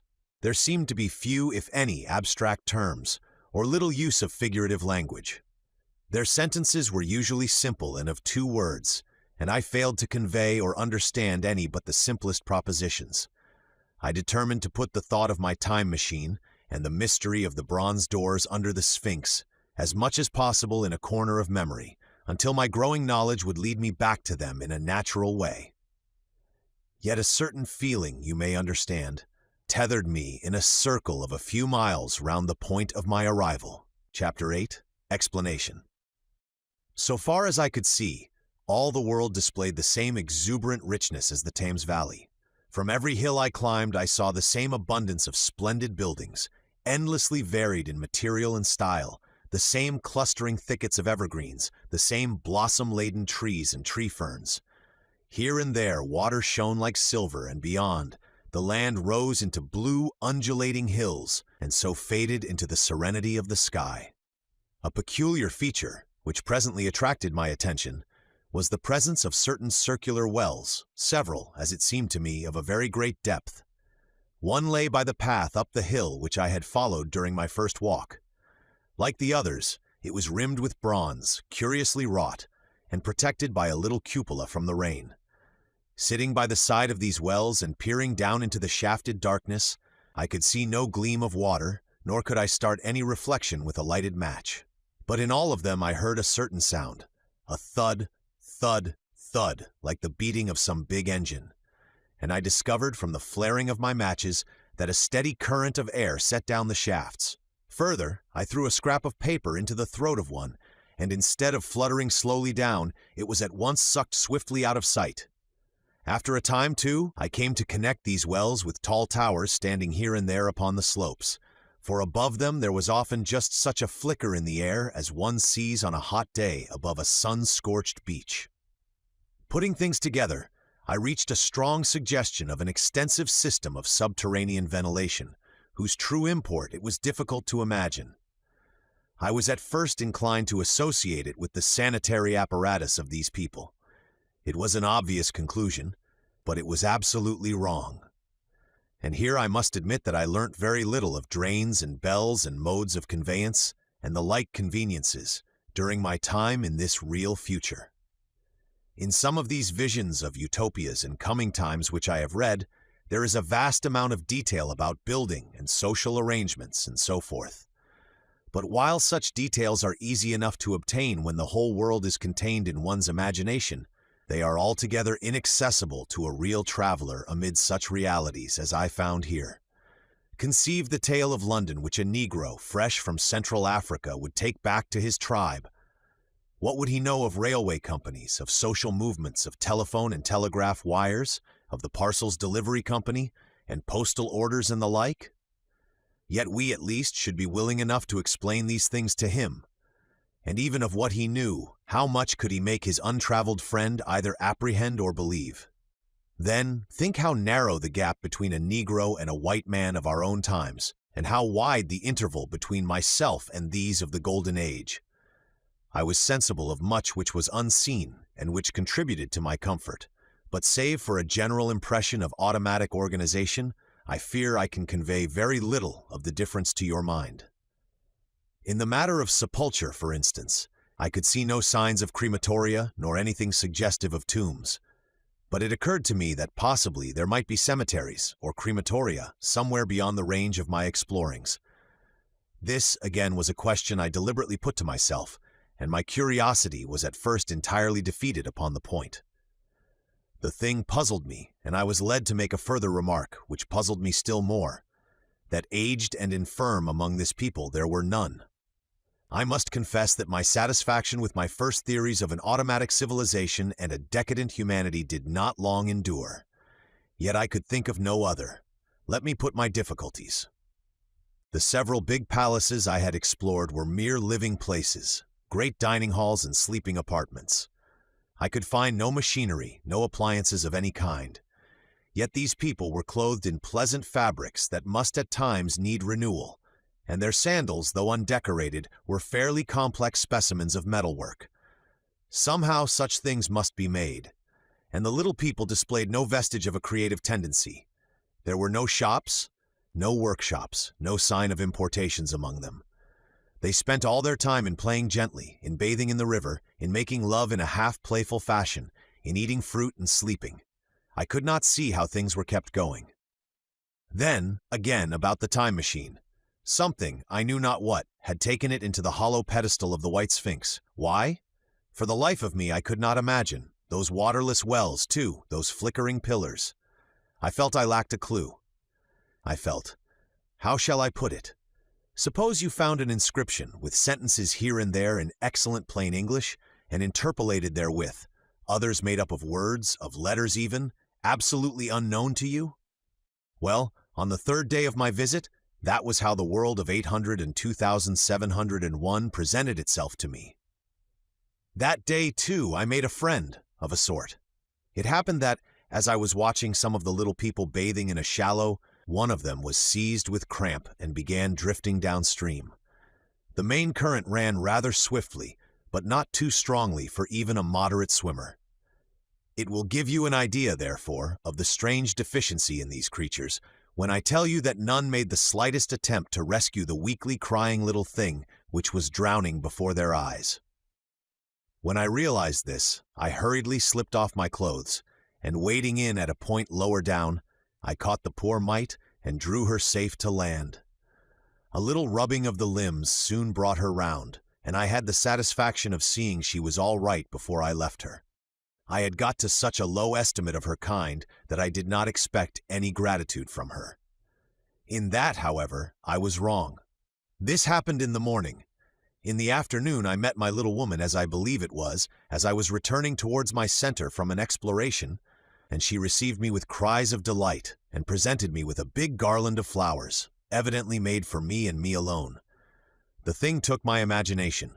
Very possibly I had been feeling desolate. At any rate, I did my best to display my appreciation of the gift. We were soon seated together in a little stone arbor, engaged in conversation, chiefly of smiles. The creature's friendliness affected me exactly as a child's might have done. We passed each other flowers, and she kissed my hands. I did the same to hers. Then I tried talk, and found that her name was Weena, which, though I don't know what it meant, somehow seemed appropriate enough. That was the beginning of a queer friendship which lasted a week and ended, as I will tell you. She was exactly like a child. She wanted to be with me always. She tried to follow me everywhere, and on my next journey out and about, it went to my heart to tire her down and leave her at last, exhausted and calling after me rather plaintively. But the problems of the world had to be mastered. I had not, I said to myself, come into the future to carry on a miniature flirtation. Yet her distress when I left her was very great. Her expostulations at the parting were sometimes frantic, and I think altogether I had as much trouble as comfort from her devotion. Nevertheless, she was somehow a very great comfort. I thought it was mere childish affection that made her cling to me. Until it was too late, I did not clearly know what I had inflicted upon her when I left her. Nor until it was too late did I clearly understand what she was to me. For, by merely seeming fond of me, and showing in her weak, futile way that she cared for me, the little doll of a creature presently gave my return to the neighborhood of the White Sphinx almost the feeling of coming home, and I would watch for her tiny figure of white and gold so soon as I came over the hill. It was from her, too, that I learnt that fear had not yet left the world. She was fearless enough in the daylight, and she had the oddest confidence in me. For once, in a foolish moment, I made threatening grimaces at her, and she simply laughed at them. But she dreaded the dark, dreaded shadows, dreaded black things. Darkness to her was the one thing dreadful. It was a singularly passionate emotion, and it set me thinking and observing. I discovered then, among other things, that these little people gathered into the great houses after dark and slept in droves. To enter upon them without a light was to put them into a tumult of apprehension. I never found one out of doors or one sleeping alone within doors after dark. Yet I was still such a blockhead that I missed the lesson of that fear, and in spite of Weena's distress, I insisted upon sleeping away from these slumbering multitudes. It troubled her greatly, but in the end her odd affection for me triumphed, and for 5 of the nights of our acquaintance, including the last night of all, she slept with her head pillowed on my arm. But my story slips away from me as I speak of her. It must have been the night before her rescue that I was awakened about dawn. I had been restless, dreaming most disagreeably that I was drowned, and that sea anemones were feeling over my face with their soft palps. I woke with a start, and with an odd fancy that some grayish animal had just rushed out of the chamber. I tried to get to sleep again, but I felt restless and uncomfortable. It was that dim gray hour when things are just creeping out of darkness, when everything is colorless and clear-cut, and yet unreal. I got up and went down into the great hall, and so out upon the flagstones in front of the palace. I thought I would make a virtue of necessity and see the sunrise. The moon was setting, and the dying moonlight and the first pallor of dawn were mingled in a ghastly half-light. The bushes were inky black, the ground a somber gray, the sky colorless and cheerless. And up the hill I thought I could see ghosts. 3 several times as I scanned the slope I saw white figures. Twice I fancied I saw a solitary white ape-like creature running rather quickly up the hill, and once near the ruins I saw a leash of them carrying some dark body. They moved hastily. I did not see what became of them. It seemed that they vanished among the bushes. The dawn was still indistinct, you must understand. I was feeling that chill, uncertain, early morning feeling you may have known. I doubted my eyes. As the eastern sky grew brighter and the light of the day came on and its vivid coloring returned upon the world once more, I scanned the view keenly. But I saw no vestige of my white figures. They were mere creatures of the half-light. They must have been ghosts, I said. I wonder whence they dated. For a queer notion of Grant Allen's came into my head and amused me. If each generation die and leave ghosts, he argued, the world at last will get overcrowded with them. On that theory they would have grown innumerable some 800,000 years hence, and it was no great wonder to see 4 at once. But the jest was unsatisfying, and I was thinking of these figures all the morning, until Weena's rescue drove them out of my head. I associated them in some indefinite way with the white animal I had startled in my first passionate search for the time machine. But Weena was a pleasant substitute. Yet all the same, they were soon destined to take far deadlier possession of my mind. I think I have said how much hotter than our own was the weather of this golden age. I cannot account for it. It may be that the sun was hotter, or the earth nearer the sun. It is usual to assume that the sun will go on cooling steadily in the future. But people unfamiliar with such speculations as those of the younger Darwin forget that the planets must ultimately fall back one by one into the parent body. As these catastrophes occur, the sun will blaze with renewed energy, and it may be that some inner planet had suffered this fate. Whatever the reason, the fact remains that the sun was very much hotter than we know it. Well, one very hot morning, my fourth, I think, as I was seeking shelter from the heat and glare in a colossal ruin near the great house where I slept and fed, there happened this strange thing. Clambering among these heaps of masonry, I found a narrow gallery, whose end and side windows were blocked by fallen masses of stone. By contrast with the brilliancy outside, it seemed at first impenetrably dark to me. I entered it groping, for the change from light to blackness made spots of color swim before me. Suddenly I halted spellbound. A pair of eyes, luminous by reflection against the daylight without, was watching me out of the darkness. The old instinctive dread of wild beasts came upon me. I clenched my hands and steadfastly looked into the glaring eyeballs. I was afraid to turn. Then the thought of the absolute security in which humanity appeared to be living came to my mind. And then I remembered that strange terror of the dark. Overcoming my fear to some extent, I advanced a step and spoke. I will admit that my voice was harsh and ill-controlled. I put out my hand and touched something soft. At once the eyes darted sideways, and something white ran past me. I turned with my heart in my mouth, and saw a queer little ape-like figure, its head held down in a peculiar manner, running across the sunlit space behind me.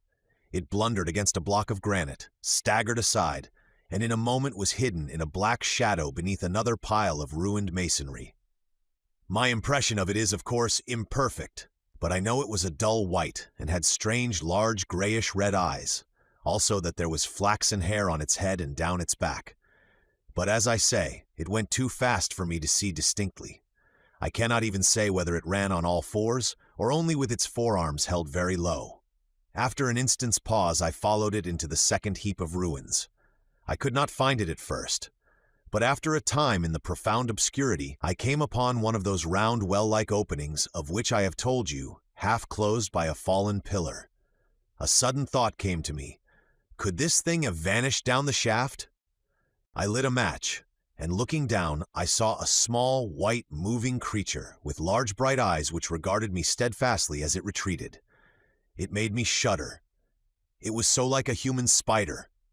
It was clambering down the wall, and now I saw for the first time a number of metal foot and hand rests forming a kind of ladder down the shaft.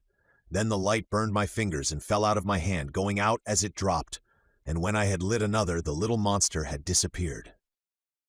I do not know how long I sat peering down that well. It was not for some time that I could succeed in persuading myself that the thing I had seen was human. But gradually the truth dawned on me, that man had not remained one species, but had differentiated into two distinct animals. That my graceful children of the upper world were not the sole descendants of our generation, but that this bleached, obscene, nocturnal thing which had flashed before me was also heir to all the ages. I thought of the flickering pillars and of my theory of an underground ventilation. I began to suspect their true import. And what, I wondered, was this lemur doing in my scheme of a perfectly balanced organization? How was it related to the indolent serenity of the beautiful overworlders? And what was hidden down there at the foot of that shaft? I sat upon the edge of the well telling myself that, at any rate, there was nothing to fear, and that there I must descend for the solution of my difficulties. And withal, I was absolutely afraid to go.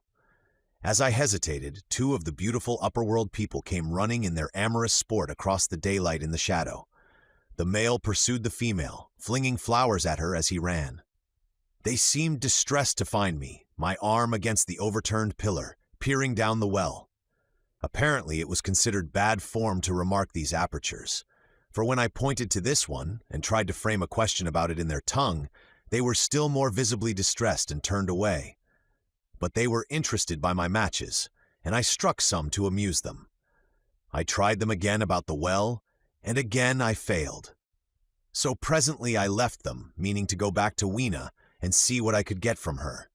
But my mind was already in revolution. My guesses and impressions were slipping and sliding to a new adjustment. I had now a clue to the import of these wells, to the ventilating towers, to the mystery of the ghosts, to say nothing of a hint at the meaning of the bronze gates and the fate of the time machine. And very vaguely there came a suggestion towards the solution of the economic problem that had puzzled me. Here was the new view. Plainly, this second species of man was subterranean. There were three circumstances in particular which made me think that its rare emergence above ground was the outcome of a long-continued underground habit. In the first place, there was the bleached look common in most animals that live largely in the dark, the white fish of the Kentucky caves, for instance. Then those large eyes, with that capacity for reflecting light, are common features of nocturnal things. Witness the owl and the cat. And last of all, that evident confusion in the sunshine, that hasty yet fumbling awkward flight towards dark shadow, and that peculiar carriage of the head while in the light, all reinforced the theory of an extreme sensitiveness of the retina. Beneath my feet, then, the earth must be tunneled enormously, and these tunnelings were the habitat of the new race. The presence of ventilating shafts and wells along the hill slopes, everywhere in fact, except along the river valley, showed how universal were its ramifications. What so natural, then, as to assume that it was in this artificial underworld that such work as was necessary to the comfort of the daylight race was done? The notion was so plausible that I at once accepted it, and went on to assume the how of this splitting of the human species. I dare say you will anticipate the shape of my theory, though for myself, I very soon felt that it fell far short of the truth. At first, proceeding from the problems of our own age, it seemed clear as daylight to me that the gradual widening of the present, merely temporary and social difference between the capitalist and the laborer was the key to the whole position. No doubt it will seem grotesque enough to you, and wildly incredible, and yet even now there are existing circumstances to point that way. There is a tendency to utilize underground space for the less ornamental purposes of civilization. There is the Metropolitan Railway in London. For instance, there are new electric railways, there are subways, there are underground workrooms and restaurants, and they increase and multiply. Evidently, I thought, this tendency had increased till industry had gradually lost its birthright in the sky. I mean that it had gone deeper and deeper into larger and ever larger underground factories, spending a still increasing amount of its time therein, till, in the end. Even now, does not an East End worker live in such artificial conditions as practically to be cut off from the natural surface of the earth? Again, the exclusive tendency of richer people, due no doubt to the increasing refinement of their education and the widening gulf between them and the rude violence of the poor, is already leading to the closing, in their interest, of considerable portions of the surface of the land. About London, for instance, perhaps half the prettier country is shut in against intrusion. And this same widening gulf, which is due to the length and expense of the higher educational process and the increased facilities for and temptations towards refined habits on the part of the rich, will make that exchange between class and class, that promotion by intermarriage which at present retards the splitting of our species along lines of social stratification, less and less frequent. So, in the end, above ground you must have the haves, pursuing pleasure and comfort and beauty, and below ground the have-nots, the workers getting continually adapted to the conditions of their labor. Once they were there, they would no doubt have to pay rent, and not a little of it, for the ventilation of their caverns, and if they refused, they would starve or be suffocated for arrears. Such of them as were so constituted as to be miserable and rebellious would die, and in the end, the balance being permanent, the survivors would become as well adapted to the conditions of underground life and as happy in their way as the overworld people were to theirs. As it seemed to me, the refined beauty and the etiolated pallor followed naturally enough. The great triumph of humanity I had dreamed of took a different shape in my mind. It had been no such triumph of moral education and general cooperation as I had imagined. Instead, I saw a real aristocracy, armed with a perfected science and working to a logical conclusion the industrial system of today. Its triumph had not been simply a triumph over nature, but a triumph over nature and the fellow man. This, I must warn you, was my theory at the time. I had no convenient cicerone in the pattern of the utopian books. My explanation may be absolutely wrong. I still think it is the most plausible one. But even on this supposition, the balanced civilization that was at last attained must have long since passed its zenith, and was now far fallen into decay. The too perfect security of the overworlders had led them to a slow movement of degeneration, to a general dwindling in size, strength, and intelligence, that I could see clearly enough already. What had happened to the undergrounders I did not yet suspect, but from what I had seen of the Morlocks, that, by the by, was the name by which these creatures were called, I could imagine that the modification of the human type was even far more profound than among the Aloy, the beautiful race that I already knew. Then came troublesome doubts. Why had the Morlocks taken my time machine? For I felt sure it was they who had taken it. Why, too, if the Aloy were masters, could they not restore the machine to me? And why were they so terribly afraid of the dark?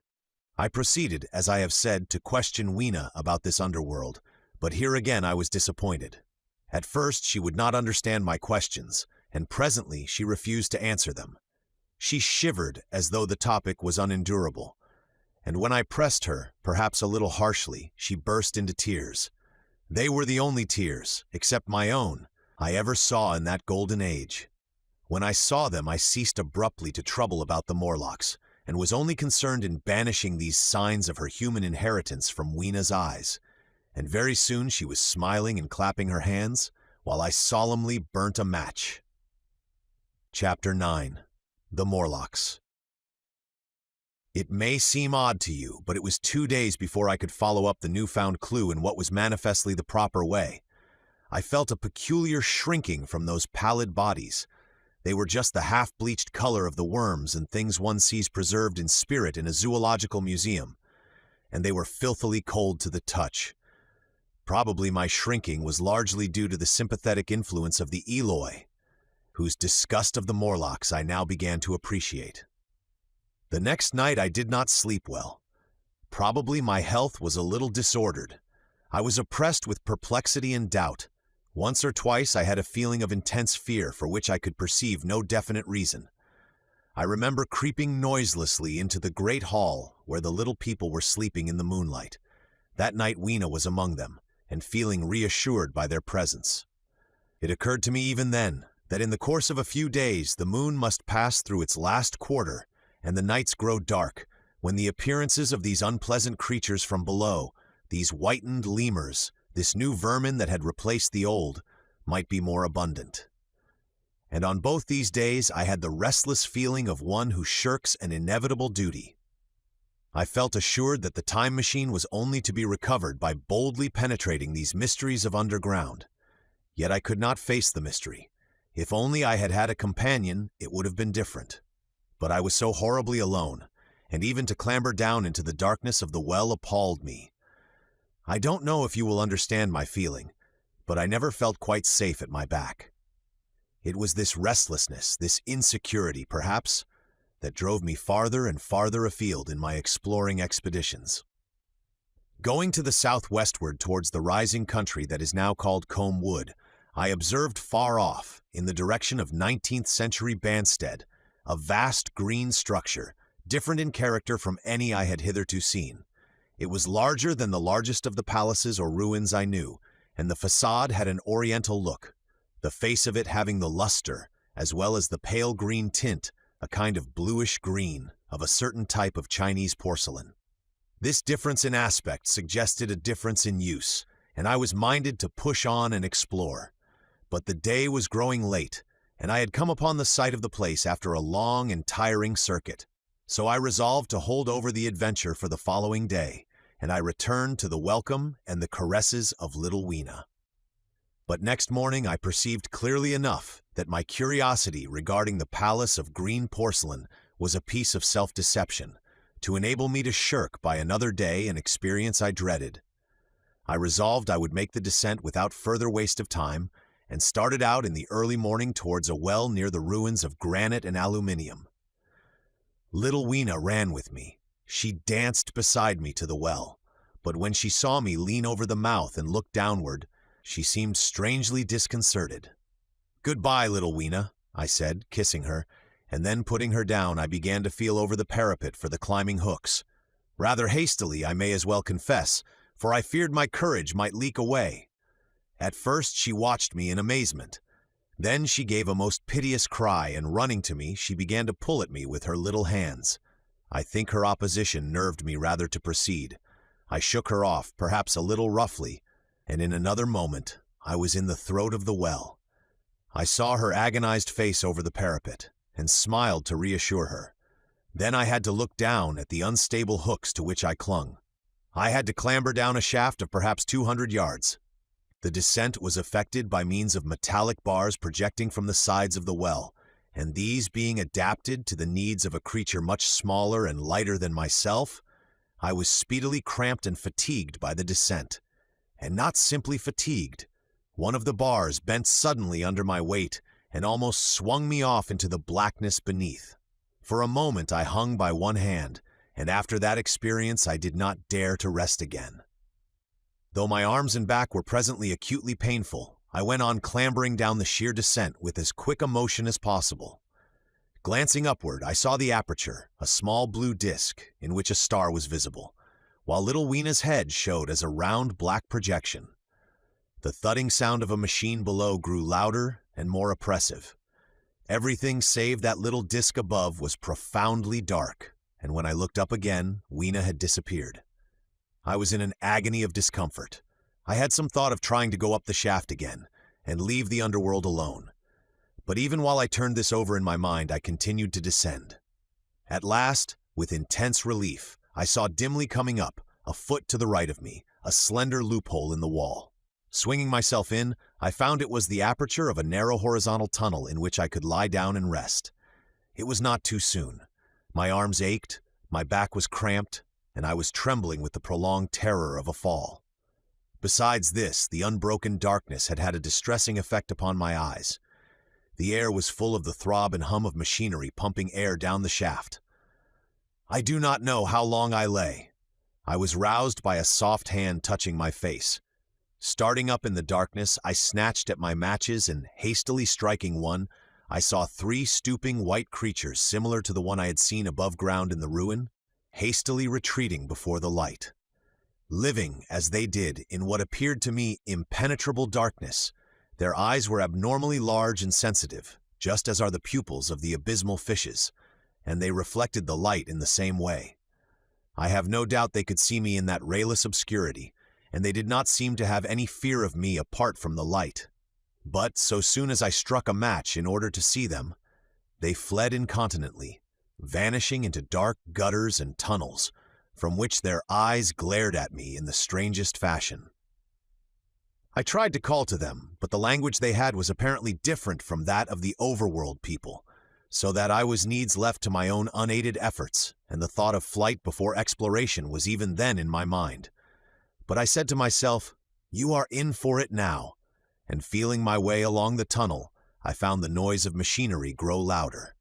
Presently the walls fell away from me, and I came to a large open space, and striking another match, saw that I had entered a vast arched cavern which stretched into utter darkness beyond the range of my light.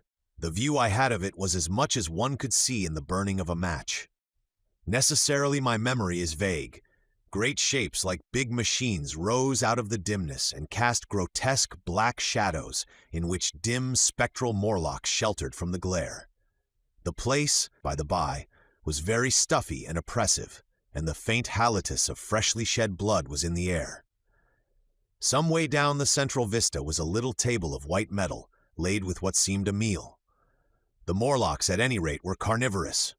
Even at the time, I remember wondering what large animal could have survived to furnish the red joint I saw. It was all very indistinct, the heavy smell, the big unmeaning shapes, the obscene figures lurking in the shadows, and only waiting for the darkness to come at me again. Then the match burnt down and stung my fingers and fell, a wriggling red spot in the blackness. I have thought since how particularly ill-equipped I was for such an experience. When I had started with the time machine, I had started with the absurd assumption that the men of the future would certainly be infinitely ahead of ourselves in all their appliances. I had come without arms, without medicine, without anything to smoke. At times I missed tobacco frightfully, even without enough matches. If only I had thought of a Kodak!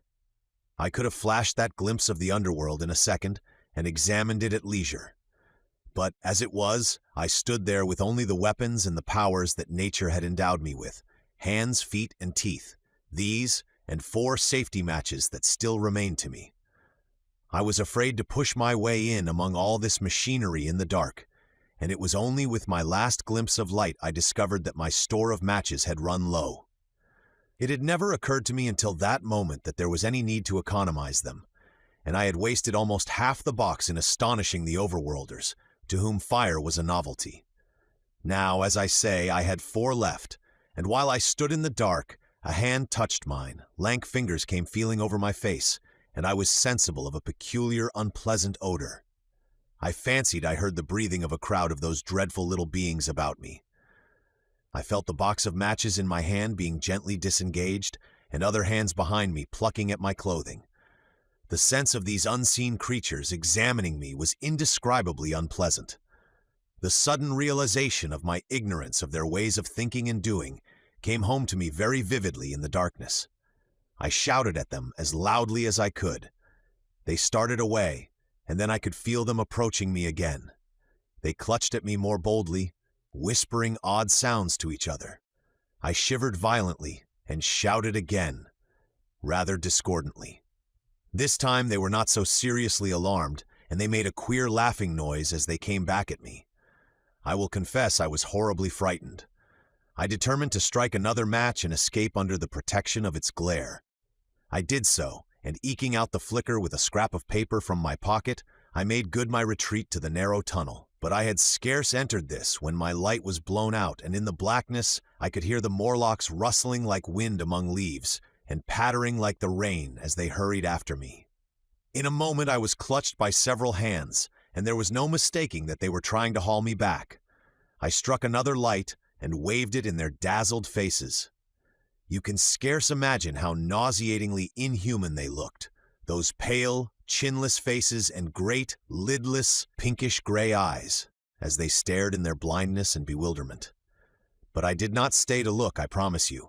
I retreated again, and when my second match had ended, I struck my third. It had almost burnt through when I reached the opening into the shaft. I lay down on the edge, for the throb of the great pump below made me giddy. Then I felt sideways for the projecting hooks, and, as I did so, my feet were grasped from behind, and I was violently tugged backward. I lit my last match, and it incontinently went out. But I had my hand on the climbing bars now, and kicking violently, I disengaged myself from the clutches of the Morlocks, and was speedily clambering up the shaft, while they stayed peering and blinking up at me. All but one little wretch who followed me for some way, and well-nigh secured my boot as a trophy. That climb seemed interminable to me. With the last 20 or 30 feet of it, a deadly nausea came upon me. I had the greatest difficulty in keeping my hold. The last few yards was a frightful struggle against this faintness. Several times my head swam and I felt all the sensations of falling. At last, however, I got over the well mouth somehow and staggered out of the ruin into the blinding sunlight. I fell upon my face. Even the soil smelt sweet and clean. Then I remember Weena kissing my hands and ears, and the voices of others among the Eloi. Then, for a time, I was insensible. When night came. Now indeed, I seemed in a worse case than before. Hitherto, except during my night's anguish at the loss of the time machine, I had felt a sustaining hope of ultimate escape, but that hope was staggered by these new discoveries.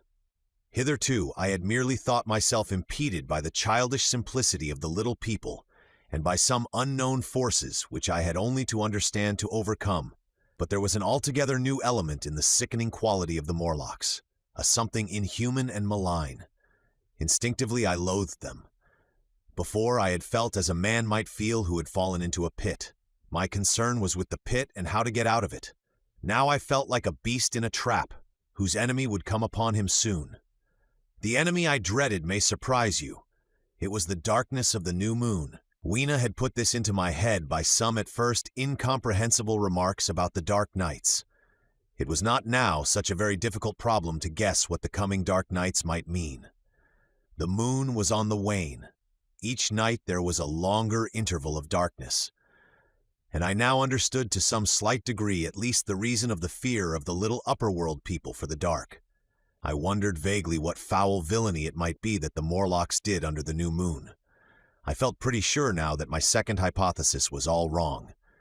The upper-world people might once have been the favored aristocracy, and the Morlocks their mechanical servants, but that had long since passed away. The two species that had resulted from the evolution of man were sliding down towards, or had already arrived at, an altogether new relationship. The Eloi, like the Carlovingian kings, had decayed to a mere beautiful futility. They still possessed the earth on sufferance, since the Morlocks, subterranean for innumerable generations, had come at last to find the daylit surface intolerable. And the Morlocks made their garments, I inferred, and maintained them in their habitual needs, perhaps through the survival of an old habit of service.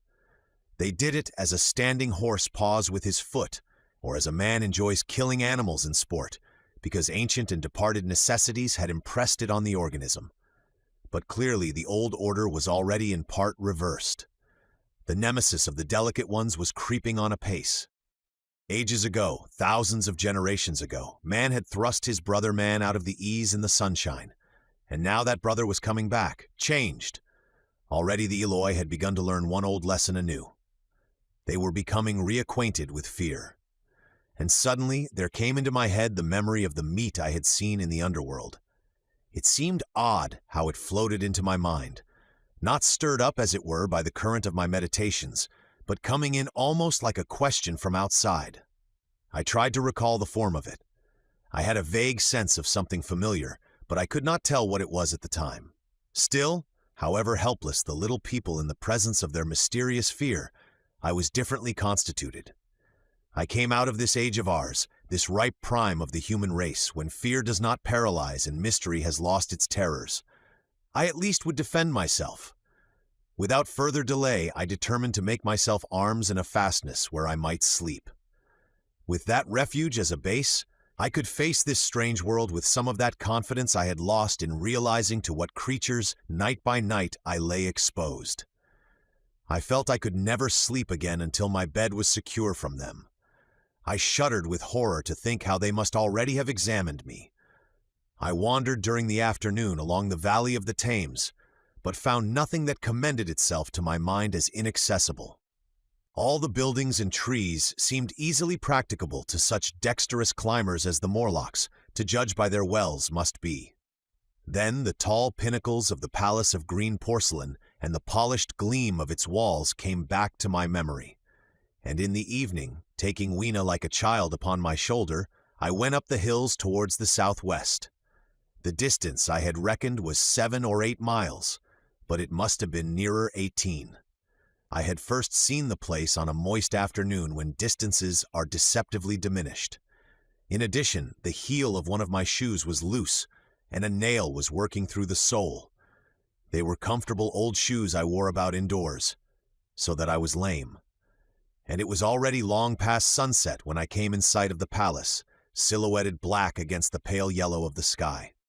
Weena had been hugely delighted when I began to carry her, but after a while she desired me to let her down, and ran along by the side of me, occasionally darting off on either hand to pick flowers to stick in my pockets.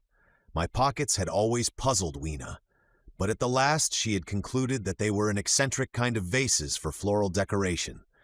At least she utilized them for that purpose. And that reminds me, in changing my jacket, I found. The time traveler paused, put his hand into his pocket, and silently placed 2 withered flowers, not unlike very large white mallows, upon the little table. Then he resumed his narrative.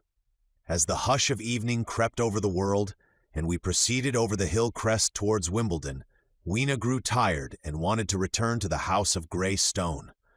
But I pointed out the distant pinnacles of the Palace of Green Porcelain to her, and contrived to make her understand that we were seeking a refuge there from her fear. You know that great pause that comes upon things before the dusk? Even the breeze stops in the trees. To me, there is always an air of expectation about that evening stillness. The sky was clear, remote, and empty, save for a few horizontal bars far down in the sunset. Well, that night the expectation took the color of my fears. In that darkling calm, my senses seemed preternaturally sharpened. I fancied I could even feel the hollowness of the ground beneath my feet. could, indeed, almost see through it the Morlocks on their ant-hill going hither and thither and waiting for the dark.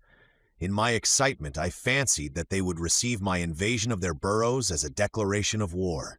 And why had they taken my time machine? So we went on in the quiet, and the twilight deepened into night.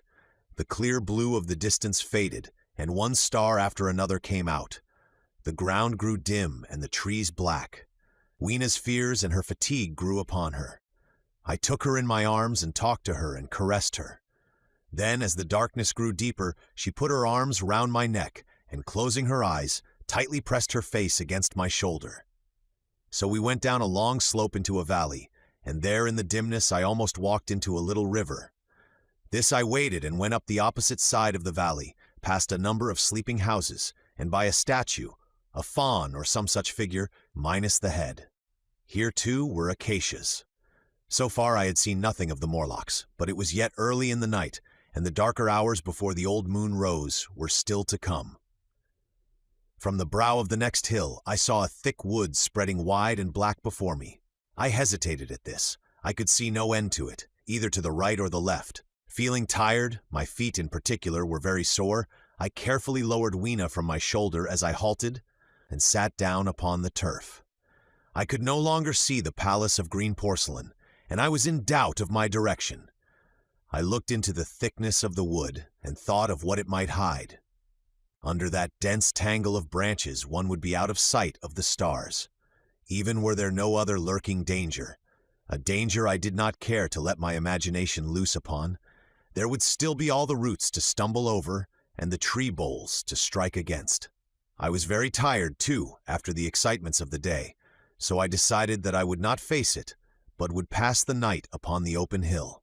Weena, I was glad to find, was fast asleep. I carefully wrapped her in my jacket and sat down beside her to wait for the moonrise. The hillside was quiet and deserted, but from the black of the wood there came now and then a stir of living things. Above me shone the stars, for the night was very clear. I felt a certain sense of friendly comfort in their twinkling. All the old constellations had gone from the sky, however. That slow movement which is imperceptible in 100 human lifetimes had long since rearranged them in unfamiliar groupings. But the Milky Way, it seemed to me, was still the same tattered streamer of stardust as of yore. Southward, as I judged it, was a very bright red star that was new to me. It was even more splendid than our own green Sirius. And amid all these scintillating points of light, one bright planet shone kindly and steadily, like the face of an old friend. Looking at these stars suddenly dwarfed my own troubles and all the gravities of terrestrial life.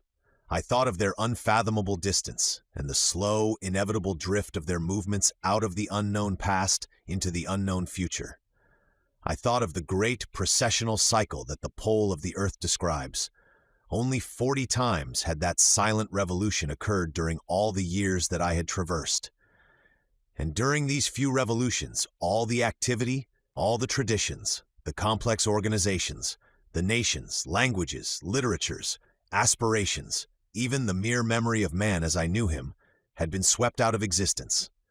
Instead were these frail creatures who had forgotten their high ancestry and the white things of which I went in terror.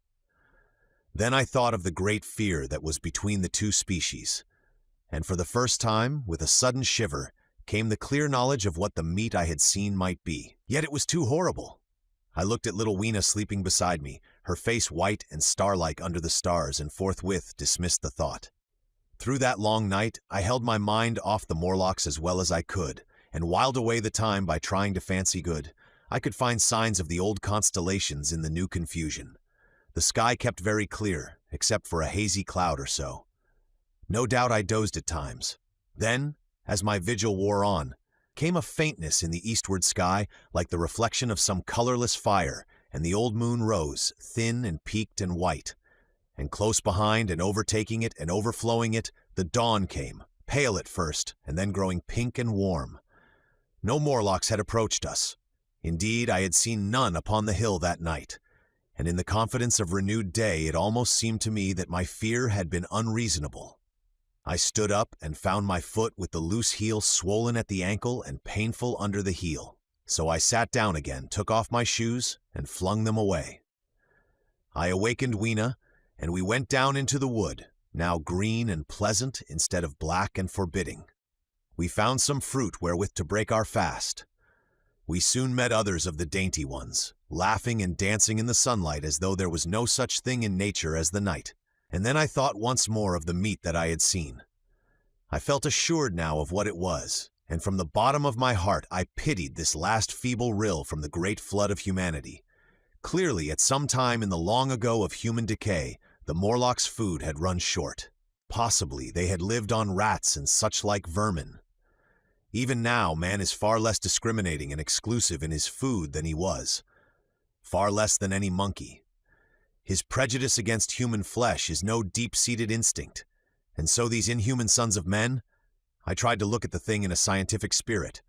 After all, they were less human and more remote than our cannibal ancestors of 3,000 or 4,000 years ago. And the intelligence that would have made this state of things a torment had gone. Why should I trouble myself? These Eloi were mere fatted cattle, which the ant-like Morlocks preserved and preyed upon, probably saw to the breeding of. And there was Weena dancing at my side.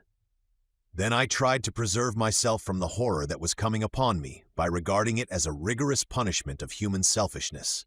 Man had been content to live in ease and delight upon the labors of his fellow man, had taken necessity as his watchword and excuse, and in the fullness of time necessity had come home to him. I even tried a Carlyle-like scorn of this wretched aristocracy in decay, but this attitude of mind was impossible. However great their intellectual degradation, the Eloi had kept too much of the human form not to claim my sympathy, and to make me perforce a sharer in their degradation and their fear. I had at that time very vague ideas as to the course I should pursue. My first was to secure some safe place of refuge, and to make myself such arms of metal or stone as I could contrive. That necessity was immediate.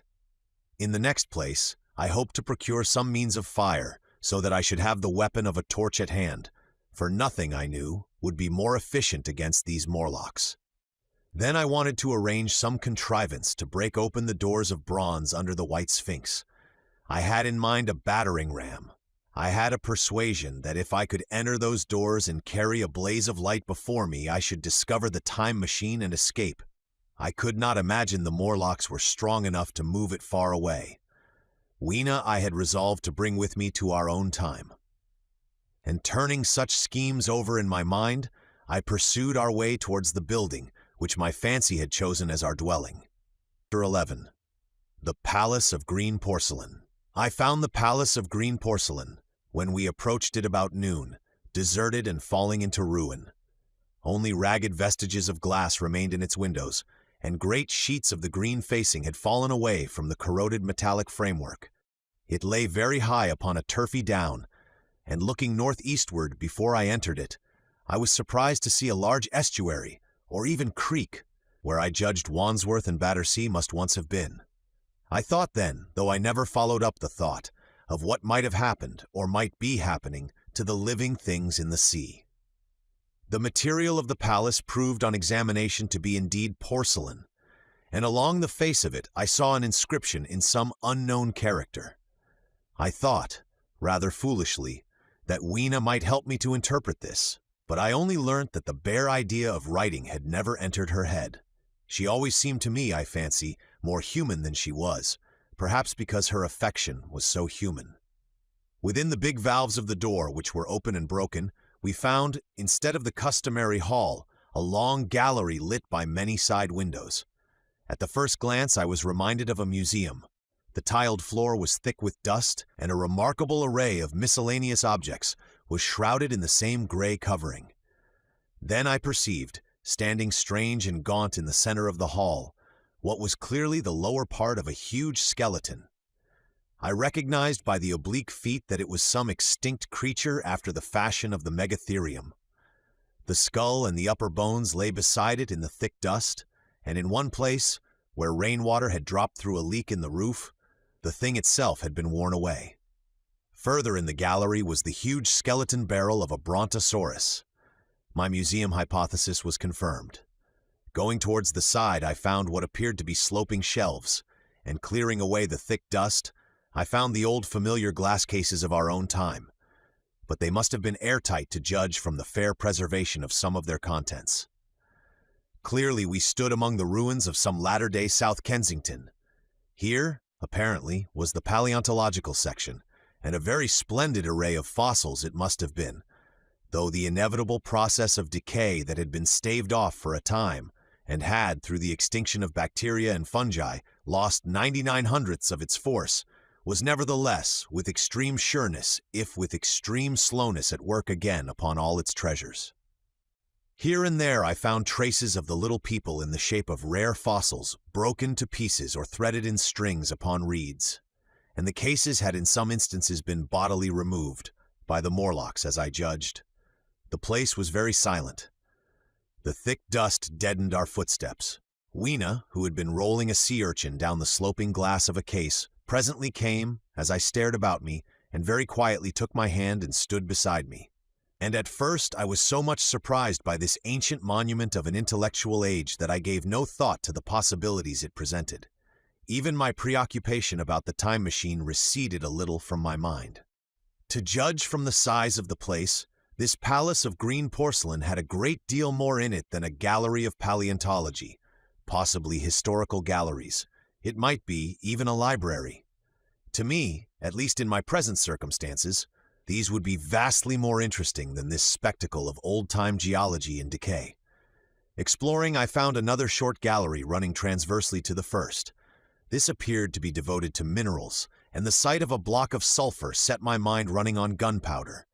But I could find no saltpeter, indeed no nitrates of any kind. Doubtless they had deliquesced ages ago. Yet the sulfur hung in my mind and set up a train of thinking. As for the rest of the contents of that gallery, though on the whole they were the best preserved of all I saw, I had little interest. I am no specialist in mineralogy, and I went on down a very ruinous aisle running parallel to the first hall I had entered. Apparently this section had been devoted to natural history, but everything had long since passed out of recognition. A few shriveled and blackened vestiges of what had once been stuffed animals, desiccated mummies in jars that had once held spirit, a brown dust of departed plants. That was all. I was sorry for that, because I should have been glad to trace the patient readjustments by which the conquest of animated nature had been attained. Then we came to a gallery of simply colossal proportions, but singularly ill-lit, the floor of it running downward at a slight angle from the end at which I entered. At intervals, white globes hung from the ceiling, many of them cracked and smashed, which suggested that originally the place had been artificially lit. Here I was more in my element, for rising on either side of me were the huge bulks of big machines, all greatly corroded and many broken down, but some still fairly complete. You know I have a certain weakness for mechanism, and I was inclined to linger among these, the more so as for the most part they had the interest of puzzles, and I could make only the vaguest guesses at what they were for. I fancied that if I could solve their puzzles I should find myself in possession of powers that might be of use against the Morlocks. Suddenly Weena came very close to my side, so suddenly that she startled me. Had it not been for her, I do not think I should have noticed that the floor of the gallery sloped at all. Footnote: it may be, of course, that the floor did not slope, but that the museum was built into the side of a hill. The end I had come in at was quite above ground, and was lit by rare slit-like windows. As you went down the length, the ground came up against these windows, until at last there was a pit like the area of a London house before each, and only a narrow line of daylight at the top. I went slowly along, puzzling about the machines, and had been too intent upon them to notice the gradual diminution of the light, until Weena's increasing apprehensions drew my attention. Then I saw that the gallery ran down at last into a thick darkness. I hesitated, and then as I looked round me, I saw that the dust was less abundant, and its surface less even. Further away towards the dimness, it appeared to be broken by a number of small, narrow footprints. My sense of the immediate presence of the Morlocks revived at that. I felt that I was wasting my time in the academic examination of machinery. I called to mind that it was already far advanced in the afternoon, and that I had still no weapon, no refuge, and no means of making a fire.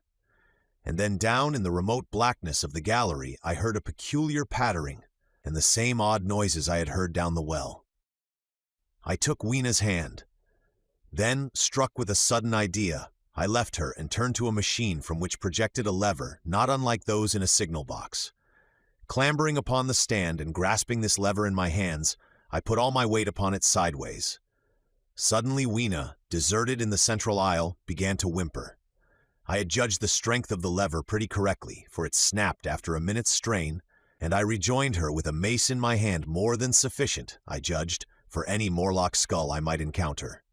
And I longed very much to kill a Morlock or so. Very inhuman, you may think, to want to go killing one's own descendants. But it was impossible, somehow, to feel any humanity in the things. Only my disinclination to leave Weena, and a persuasion that if I began to slake my thirst for murder, my time machine might suffer, restrained me from going straight down the gallery and killing the brutes I heard.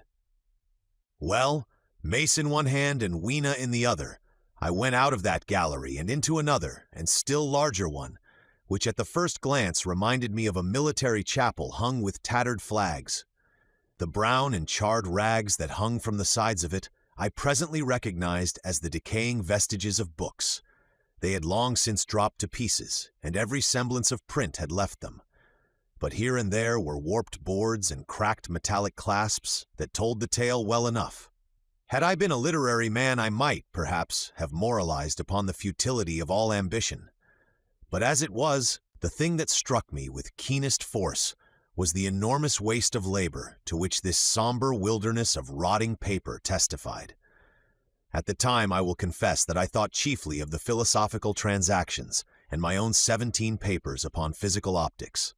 Then, going up a broad staircase, we came to what may once have been a gallery of technical chemistry, and here I had not a little hope of useful discoveries.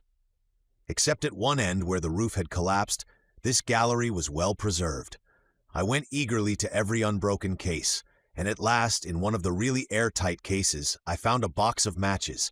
Very eagerly I tried them. They were perfectly good. They were not even damp. I turned to Weena. "Dance!" I cried to her in her own tongue, for now I had a weapon indeed against the horrible creatures we feared. And so, in that derelict museum, upon the thick, soft carpeting of dust, to Weena's huge delight, I solemnly performed a kind of composite dance, whistling the Land of the Leal as cheerfully as I could. In part it was a modest cancan, in part a step dance, in part a skirt dance, so far as my tailcoat permitted, and in part original. For I am naturally inventive, as you know. Now, I still think that for this box of matches to have escaped the wear of time for immemorial years was a most strange, as for me it was a most fortunate thing. Yet, oddly enough, I found a far unlikelier substance, and that was camphor. I found it in a sealed jar that by chance, I suppose, had been really hermetically sealed. I fancied at first that it was paraffin wax and smashed the glass accordingly, but the odor of camphor was unmistakable. In the universal decay, this volatile substance had chanced to survive, perhaps through many thousands of centuries. It reminded me of a sepia painting I had once seen done from the ink of a fossil belemnite that must have perished and become fossilized millions of years ago. I was about to throw it away, but I remembered that it was inflammable and burnt with a good bright flame, was, in fact, an excellent candle, and I put it in my pocket. I found no explosives, however, nor any means of breaking down the bronze doors. As yet my iron crowbar was the most helpful thing I had chanced upon. Nevertheless, I left that gallery greatly elated. I cannot tell you all the story of that long afternoon. It would require a great effort of memory to recall my explorations in at all the proper order. I remember a long gallery of rusting stands of arms, and how I hesitated between my crowbar and a hatchet or a sword. I could not carry both, however, and my bar of iron promised best against the bronze gates. There were numbers of guns, pistols, and rifles. The most were masses of rust, but many were of some new metal, and still fairly sound. But any cartridges or powder there may once have been had rotted into dust. One corner I saw was charred and shattered, perhaps, I thought, by an explosion among the specimens. In another place was a vast array of idols, Polynesian, Mexican, Grecian, Phoenician, every country on earth, I should think. And here, Yielding to an irresistible impulse, I wrote my name upon the nose of a steatite monster from South America that particularly took my fancy. As the evening drew on, my interest waned. I went through gallery after gallery, dusty, silent, often ruinous, the exhibits sometimes mere heaps of rust and lignite, sometimes fresher. In one place I suddenly found myself near the model of a tin mine, and then by the merest accident I discovered, in an airtight case, 2 dynamite cartridges. I shouted "Eureka!" and smashed the case with joy. Then came a doubt. I hesitated. Then, selecting a little side gallery, I made my essay. I never felt such a disappointment as I did in waiting 5, 10, 15 minutes for an explosion that never came. Of course, the things were dummies, as I might have guessed from their presence. I really believe that had they not been so, I should have rushed off incontinently and blown Sphinx, bronze doors, and as it proved, my chances of finding the time machine, altogether, into non-existence. It was after that, I think, that we came to a little open court within the palace. It was turfed and had 3 fruit trees, so we rested and refreshed ourselves. Towards sunset, I began to consider our position. Night was creeping upon us, and my inaccessible hiding place had still to be found. But that troubled me very little now. I had in my possession a thing that was, perhaps, the best of all defenses against the Morlocks. I had matches. I had the camphor in my pocket, too, if a blaze were needed. It seemed to me that the best thing we could do would be to pass the night in the open, protected by a fire. In the morning there was the getting of the time machine. Towards that, as yet, I had only my iron mace. But now, with my growing knowledge, I felt very differently towards those bronze doors. Up to this, I had refrained from forcing them, largely because of the mystery on the other side. They had never impressed me as being very strong, and I hoped to find my bar of iron not altogether inadequate for the work. Chapter 12. In the Darkness. We emerged from the palace while the sun was still in part above the horizon. I was determined to reach the White Sphinx early the next morning, and ere the dusk I purposed pushing through the woods that had stopped me on the previous journey. My plan was to go as far as possible that night, and then, building a fire, to sleep in the protection of its glare. Accordingly, as we went along, I gathered any sticks or dried grass I saw, and presently had my arms full of such litter. Thus loaded, our progress was slower than I had anticipated, and besides, Weena was tired. And I also began to suffer from sleepiness too, so that it was full night before we reached the wood.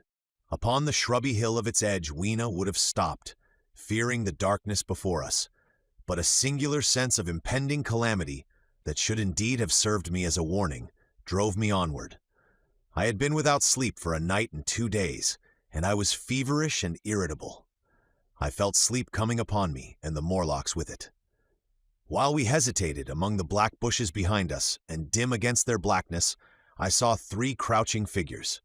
There was scrub and long grass all about us, and I did not feel safe from their insidious approach. The forest, I calculated, was rather less than a mile across. If we could get through it to the bare hillside, there, as it seemed to me, was an altogether safer resting place. I thought that with my matches and my camphor, I could contrive to keep my path illuminated through the woods. Yet it was evident that if I was to flourish matches with my hands, I should have to abandon my firewood. So, rather reluctantly, I put it down. And then it came into my head that I would amaze our friends behind by lighting it. I was to discover the atrocious folly of this proceeding, but it came to my mind as an ingenious move for covering our retreat. I don't know if you have ever thought what a rare thing flame must be in the absence of man and in a temperate climate. The sun's heat is rarely strong enough to burn, even when it is focused by dewdrops, as is sometimes the case in more tropical districts. Lightning may blast and blacken, but it rarely gives rise to widespread fire. Decaying vegetation may occasionally smolder with the heat of its fermentation, but this rarely results in flame.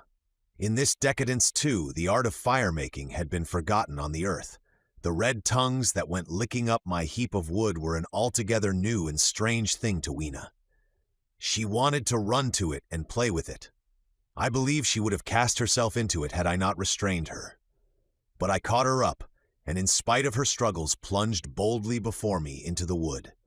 For a little way the glare of my fire lit the path, Looking back presently, I could see through the crowded stems that from my heap of sticks the blaze had spread to some bushes adjacent, and a curved line of fire was creeping up the grass of the hill. I laughed at that, and turned again to the dark trees before me. It was very black, and Weena clung to me convulsively, but there was still, as my eyes grew accustomed to the darkness, sufficient light for me to avoid the stems. Overhead it was simply black, except where a gap of remote blue sky shone down upon us here and there. I lit none of my matches because I had no hand free. Upon my left arm I carried my little one, in my right hand I had my iron bar. For some way I heard nothing but the crackling twigs under my feet, the faint rustle of the breeze above, and my own breathing and the throb of the blood vessels in my ears. Then I seemed to know of a pattering behind me. I pushed on grimly. The pattering grew more distinct, and then I caught the same queer sound and voices I had heard in the underworld. There were evidently several of the Morlocks, and they were closing in upon me. Indeed, in another minute I felt a tug at my coat, then something at my arm, and Weena shivered violently and became quite still. It was time for a match, but to get one I must put her down. I did so, and as I fumbled with my pocket, a struggle began in the darkness about my knees, perfectly silent on her part, and with the same peculiar cooing sounds from the Morlocks. Soft little hands, too, were creeping over my coat and back, touching even my neck. Then the match scratched and fizzed. I held it flaring and saw the white backs of the Morlocks in flight amid the trees. I hastily took a lump of camphor from my pocket and prepared to light it as soon as the match should wane. Then I looked at Weena. She was lying clutching my feet and quite motionless with her face to the ground. With a sudden fright I stooped to her. She seemed scarcely to breathe. I lit the block of camphor and flung it to the ground, and as it split and flared up and drove back the Morlocks in the shadows, I knelt down and lifted her. The wood behind seemed full of the stir and murmur of a great company. She seemed to have fainted. I put her carefully upon my shoulder and rose to push on, and then there came a horrible realization. In maneuvering with my matches and Weena, I had turned myself about several times, and now I had not the faintest idea in what direction lay my path. For all I knew, I might be facing back towards the Palace of Green Porcelain. I found myself in a cold sweat. I had to think rapidly what to do. I determined to build a fire and encamp where we were. I put Weena, still motionless, down upon a turfy bowl, and very hastily, as my first lump of camphor waned, I began collecting sticks and leaves. Here and there out of the darkness round me the Morlock eyes shone like carbuncles. The camphor flickered and went out. I lit a match, and as I did so, two white forms that had been approaching Weena dashed hastily away. One was so blinded by the light that he came straight for me, and I felt his bones grind under the blow of my fist. He gave a whoop of dismay, staggered a little way, and fell down. I lit another piece of camphor, and went on gathering my bonfire. Presently I noticed how dry was some of the foliage above me, for since my arrival on the time machine, a matter of a week, no rain had fallen. So instead of casting about among the trees for fallen twigs, I began leaping up and dragging down branches.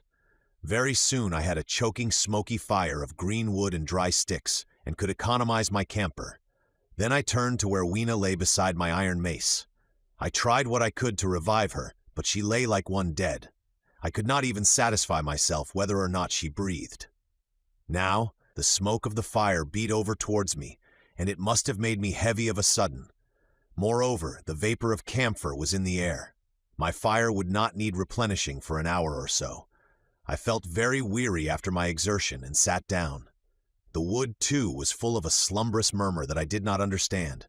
I seemed just to nod and open my eyes. But all was dark, and the Morlocks had their hands upon me. Flinging off their clinging fingers, I hastily felt in my pocket for the matchbox, and it had gone! Then they gripped and closed with me again. In a moment I knew what had happened. I had slept, and my fire had gone out, and the bitterness of death came over my soul. The forest seemed full of the smell of burning wood. I was caught by the neck, by the hair, by the arms, and pulled down. It was indescribably horrible in the darkness to feel all these soft creatures heaped upon me. I felt as if I was in a monstrous spider's web. I was overpowered and went down. I felt little teeth nipping at my neck. I rolled over, and as I did so, my hand came against my iron lever. It gave me strength. I struggled up, shaking the human rats from me, and holding the bar short, I thrust where I judged their faces might be. I could feel the succulent giving of flesh and bone under my blows, and for a moment I was free. The strange exultation that so often seems to accompany hard fighting came upon me. I knew that both I and Weena were lost, but I determined to make the Morlocks pay for their meat. I stood with my back to a tree, swinging the iron bar before me. The whole wood was full of the stir and cries of them. A minute passed, their voices seemed to rise to a higher pitch of excitement, and their movements grew faster, yet none came within reach. I stood glaring at the blackness. Then suddenly came hope. What if the Morlocks were afraid? And close on the heels of that came a strange thing. The darkness seemed to grow luminous. Very dimly I began to see the Morlocks about me. 3 battered at my feet, and then I recognized with incredulous surprise that the others were running in an incessant stream, as it seemed, from behind me and away through the wood in front, and their backs seemed no longer white, but reddish. As I stood agape, I saw a little red spark go drifting across a gap of starlight between the branches and vanish. And at that I understood the smell of burning wood, the slumberous murmur that was growing now into a gusty roar, the red glow, and the Morlock's flight. Stepping out from behind my tree and looking back, I saw, through the black pillars of the nearer trees, the flames of the burning forest. It was my first fire coming after me. With that I looked for Weena, but she was gone. The hissing and crackling behind me, the explosive thud as each fresh tree burst into flame, left little time for reflection. My iron bar still gripped, I followed in the Morlock's path. It was a close race. Once the flames crept forward so swiftly on my right as I ran that I was outflanked and had to strike off to the left.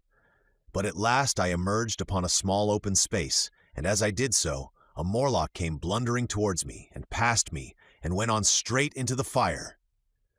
And now I was to see the most weird and horrible thing, I think, of all that I beheld in that future age. This whole space was as bright as day with the reflection of the fire. In the center was a hillock or tumulus, surmounted by a scorched hawthorn. Beyond this was another arm of the burning forest, with yellow tongues already writhing from it, completely encircling the space with a fence of fire. Upon the hillside were some 30 or 40 Morlocks, dazzled by the light and heat, and blundering hither and thither against each other in their bewilderment. At first I did not realize their blindness, and struck furiously at them with my bar in a frenzy of fear as they approached me, killing one and crippling several more. But when I had watched the gestures of one of them groping under the hawthorn against the red sky and heard their moans, I was assured of their absolute helplessness and misery in the glare, and I struck no more of them. Yet every now and then one would come straight towards me, setting loose a quivering horror that made me quick to elude him. At one time the flames died down somewhat, and I feared the foul creatures would presently be able to see me.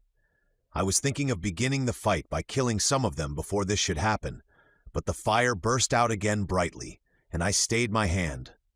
I walked about the hill among them and avoided them, looking for some trace of Weena. But Weena was gone.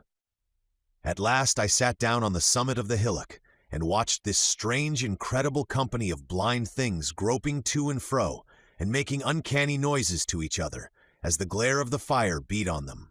The coiling uprush of smoke streamed across the sky, and through the rare tatters of that red canopy, remote as though they belonged to another universe, shone the little stars. 2 or 3 Morlocks came blundering into me, and I drove them off with blows of my fists, trembling as I did so. For the most part of that night I was persuaded it was a nightmare. I bit myself and screamed in a passionate desire to awake. I beat the ground with my hands, and got up and sat down again, and wandered here and there, and again sat down. Then I would fall to rubbing my eyes and calling upon God to let me awake. Thrice I saw Morlocks put their heads down in a kind of agony and rush into the flames. But at last, above the subsiding red of the fire, above the streaming masses of black smoke and the whitening and blackening tree stumps, and the diminishing numbers of these dim creatures, came the white light of the day. I searched again for traces of Weena, but there were none. It was plain that they had left her poor little body in the forest. I cannot describe how it relieved me to think that it had escaped the awful fate to which it seemed destined. As I thought of that, I was almost moved to begin a massacre of the helpless abominations about me, but I contained myself. The hillock, as I have said, was a kind of island in the forest. From its summit I could now make out through a haze of smoke the palace of green porcelain, and from that I could get my bearings for the white Sphinx. And so, leaving the remnant of these damned souls still going hither and thither and moaning, as the day grew clearer, I tied some grass about my feet and limped on across smoking ashes and among black stems that still pulsated internally with fire, towards the hiding place of the time machine. I walked slowly, for I was almost exhausted as well as lame, and I felt the intensest wretchedness for the horrible death of little Weena. It seemed an overwhelming calamity. Now in this old familiar room, it is more like the sorrow of a dream than an actual loss. But that morning it left me absolutely lonely again, terribly alone. I began to think of this house of mine, of this fireside, of some of you, and with such thoughts came a longing that was pain. But, as I walked over the smoking ashes under the bright morning sky, I made a discovery. In my trouser pocket were still some loose matches. The box must have leaked before it was lost. Chapter 13. The Trap of the White Sphinx.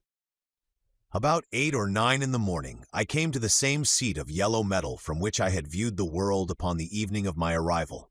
I thought of my hasty conclusions upon that evening, and could not refrain from laughing bitterly at my confidence. Here was the same beautiful scene, the same abundant foliage, the same splendid palaces and magnificent ruins, the same silver river running between its fertile banks. The gay robes of the beautiful people moved hither and thither among the trees. Some were bathing in exactly the place where I had saved Weena, and that suddenly gave me a keen stab of pain. And like blots upon the landscape rose the cupolas above the ways to the underworld. I understood now what all the beauty of the overworld people covered. Very pleasant was their day, as pleasant as the day of the cattle in the field. Like the cattle, they knew of no enemies and provided against no needs. And their end was the same. I grieved to think how brief the dream of the human intellect had been.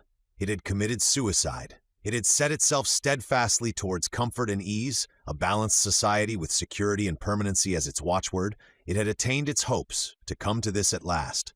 Once, life and property must have reached almost absolute safety. The rich had been assured of his wealth and comfort, the toiler assured of his life and work. No doubt, in that perfect world there had been no unemployed problem, no social question left unsolved, and a great quiet had followed. It is a law of nature we overlook, that intellectual versatility is the compensation for change, danger, and trouble. An animal perfectly in harmony with its environment is a perfect mechanism.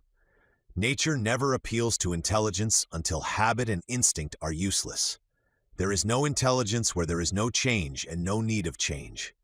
Only those animals partake of intelligence that have to meet a huge variety of needs and dangers. So, as I see it, the upper-world man had drifted towards his feeble prettiness, and the underworld to mere mechanical industry. But that perfect state had lacked one thing even for mechanical perfection: absolute permanency. Apparently, as time went on, the feeding of an underworld, however it was effected, had become disjointed. Mother Necessity, who had been staved off for a few thousand years, came back again, and she began below. The underworld being in contact with machinery, which, however perfect, still needs some little thought outside habit, had probably retained perforce rather more initiative, if less of every other human character, than the upper. And when other meat failed them, they turned to what old habit had hitherto forbidden. So I say, I saw it in my last view of the world of 802,701. It may be as wrong an explanation as mortal wit could invent. It is how the thing shaped itself to me, and as that I give it to you. After the fatigues, excitements, and terrors of the past days, and in spite of my grief, this seat and the tranquil view and the warm sunlight were very pleasant. I was very tired and sleepy, and soon my theorizing passed into dozing. Catching myself at that, I took my own hint, and spreading myself out upon the turf, I had a long and refreshing sleep. I awoke a little before sunsetting. I now felt safe against being caught napping by the Morlocks, and stretching myself, I came on down the hill towards the White Sphinx. I had my crowbar in one hand, and the other hand played with the matches in my pocket. And now came a most unexpected thing. As I approached the pedestal of the Sphinx, I found the bronze valves were open. They had slid down into grooves. At that, I stopped short before them, hesitating to enter. Within was a small apartment, and on a raised place in the corner of this was the time machine. I had the small levers in my pocket. So here, after all my elaborate preparations for the siege of the White Sphinx, was a meek surrender. I threw my iron bar away, almost sorry not to use it. A sudden thought came into my head as I stooped towards the portal. For once at least, I grasped the mental operations of the Morlocks. Suppressing a strong inclination to laugh, I stepped through the bronze frame and up to the time machine. I was surprised to find it had been carefully oiled and cleaned. I have suspected since that the Morlocks had even partially taken it to pieces while trying in their dim way to grasp its purpose. Now as I stood and examined it, finding a pleasure in the mere touch of the contrivance, the thing I had expected happened. The bronze panels suddenly slid up and struck the frame with a clang. I was in the dark, trapped. So the Morlocks thought. At that I chuckled gleefully. I could already hear their murmuring laughter as they came towards me. Very calmly I tried to strike the match. I had only to fix on the levers and depart then like a ghost. But I had overlooked one little thing. The matches were of that abominable kind that light only on the box. You may imagine how all my calm vanished. The little brutes were close upon me. One touched me. I made a sweeping blow in the dark at them with the levers, and began to scramble into the saddle of the machine. Then came one hand upon me, and then another. Then I had simply to fight against their persistent fingers for my levers, and at the same time feel for the studs over which these fitted. One, indeed, they almost got away from me. As it slipped from my hand, I had to butt in the dark with my head. I could hear the Morlock's skull ring, to recover it. It was a nearer thing than the fight in the forest, I think, this last scramble. But at last the lever was fixed and pulled over. The clinging hands slipped from me. The darkness presently fell from my eyes. I found myself in the same gray light and tumult I have already described. Chapter 14. The Further Vision. I have already told you of the sickness and confusion that comes with time traveling, and this time I was not seated properly in the saddle, but sideways and in an unstable fashion. For an indefinite time, I clung to the machine as it swayed and vibrated, quite unheeding how I went, and when I brought myself to look at the dials again, I was amazed to find where I had arrived. One dial records days, and another thousands of days, another millions of days, and another thousands of millions.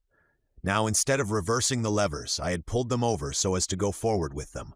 And when I came to look at these indicators, I found that the thousands hand was sweeping round as fast as the seconds hand of a watch, into futurity. As I drove on, a peculiar change crept over the appearance of things. The palpitating grayness grew darker. Then, though I was still traveling with prodigious velocity, the blinking succession of day and night, which was usually indicative of a slower pace, returned and grew more and more marked. This puzzled me very much at first. The alternations of night and day grew slower and slower, and so did the passage of the sun across the sky, until they seemed to stretch through centuries. At last, a steady twilight brooded over the earth, a twilight only broken now and then when a comet glared across the darkling sky. The band of light that had indicated the sun had long since disappeared, for the sun had ceased to set. It simply rose and fell in the west, and grew ever broader and more red. All trace of the moon had vanished. The circling of the stars, growing slower and slower, had given place to creeping points of light.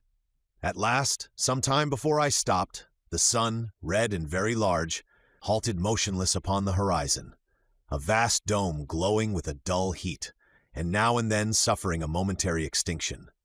At one time it had for a little while glowed more brilliantly again, but it speedily reverted to its sullen red heat. I perceived by this slowing down of its rising and setting that the work of the tidal drag was done. The earth had come to rest with one face to the sun, even as in our own time the moon faces the earth. Very cautiously, for I remembered my former headlong fall, I began to reverse my motion. Slower and slower went the circling hands until the thousands one seemed motionless and the daily one was no longer a mere mist upon its scale. Still slower, until the dim outlines of a desolate beach grew visible. I stopped very gently and sat upon the time machine, looking round. The sky was no longer blue. Northeastward it was inky black, and out of the blackness shone brightly and steadily the pale white stars. Overhead it was a deep Indian red and starless, and southeastward it grew brighter to a glowing scarlet where, cut by the horizon, lay the huge hull of the sun, red and motionless. The rocks about me were of a harsh reddish color, and all the trace of life that I could see at first was the intensely green vegetation that covered every projecting point on their southeastern face. It was the same rich green that one sees on forest moss or on the lichen in caves, plants which like these grow in a perpetual twilight. The machine was standing on a sloping beach. The sea stretched away to the southwest, to rise into a sharp, bright horizon against the wan sky. There were no breakers and no waves, for not a breath of wind was stirring. Only a slight, oily swell rose and fell like a gentle breathing, and showed that the eternal sea was still moving and living. And along the margin where the water sometimes broke was a thick incrustation of salt, pink under the lurid sky. There was a sense of oppression in my head, and I noticed that I was breathing very fast. The sensation reminded me of my only experience of mountaineering, and from that I judged the air to be more rarefied than it is now. Far away up the desolate slope, I heard a harsh scream, and saw a thing like a huge white butterfly go slanting and fluttering up into the sky and circling, disappear over some low hillocks beyond. The sound of its voice was so dismal that I shivered and seated myself more firmly upon the machine. Looking round me again, I saw that quite near, what I had taken to be a reddish mass of rock was moving slowly towards me. Then I saw the thing was really a monstrous crab-like creature. Can you imagine a crab as large as yonder table, with its many legs moving slowly and uncertainly, its big claws swaying, its long antennae, like carters' whips, waving and feeling, and its stalked eyes gleaming at you on either side of its metallic front?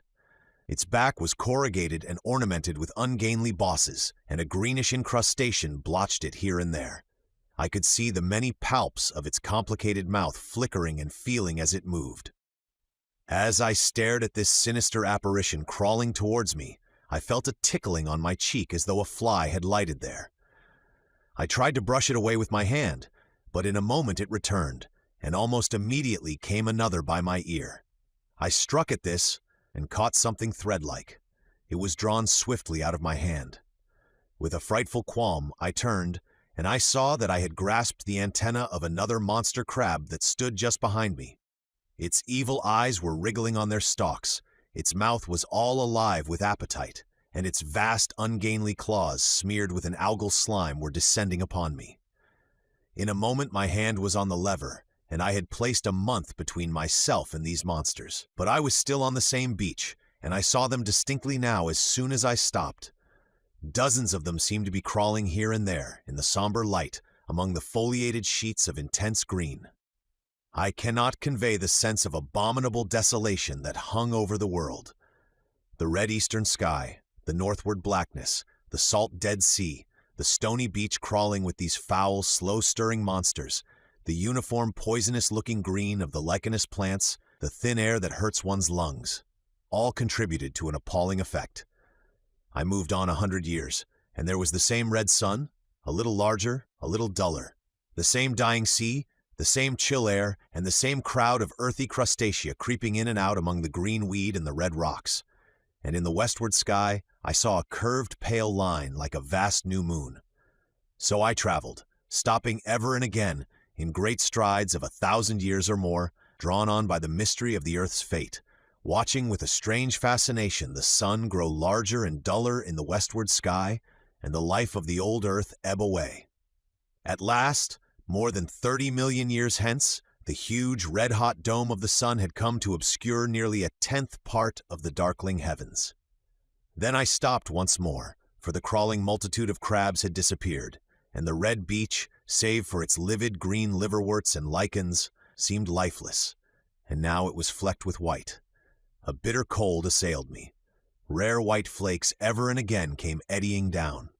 To the northeastward, the glare of snow lay under the starlight of the sable sky, and I could see an undulating crest of hillocks, pinkish white. There were fringes of ice along the sea margin, with drifting masses farther out, but the main expanse of that salt ocean, all bloody under the eternal sunset, was still unfrozen. I looked about me to see if any traces of animal life remained. A certain indefinable apprehension still kept me in the saddle of the machine, but I saw nothing moving in earth or sky or sea. The green slime on the rocks alone testified that life was not extinct. A shallow sandbank had appeared in the sea, and the water had receded from the beach.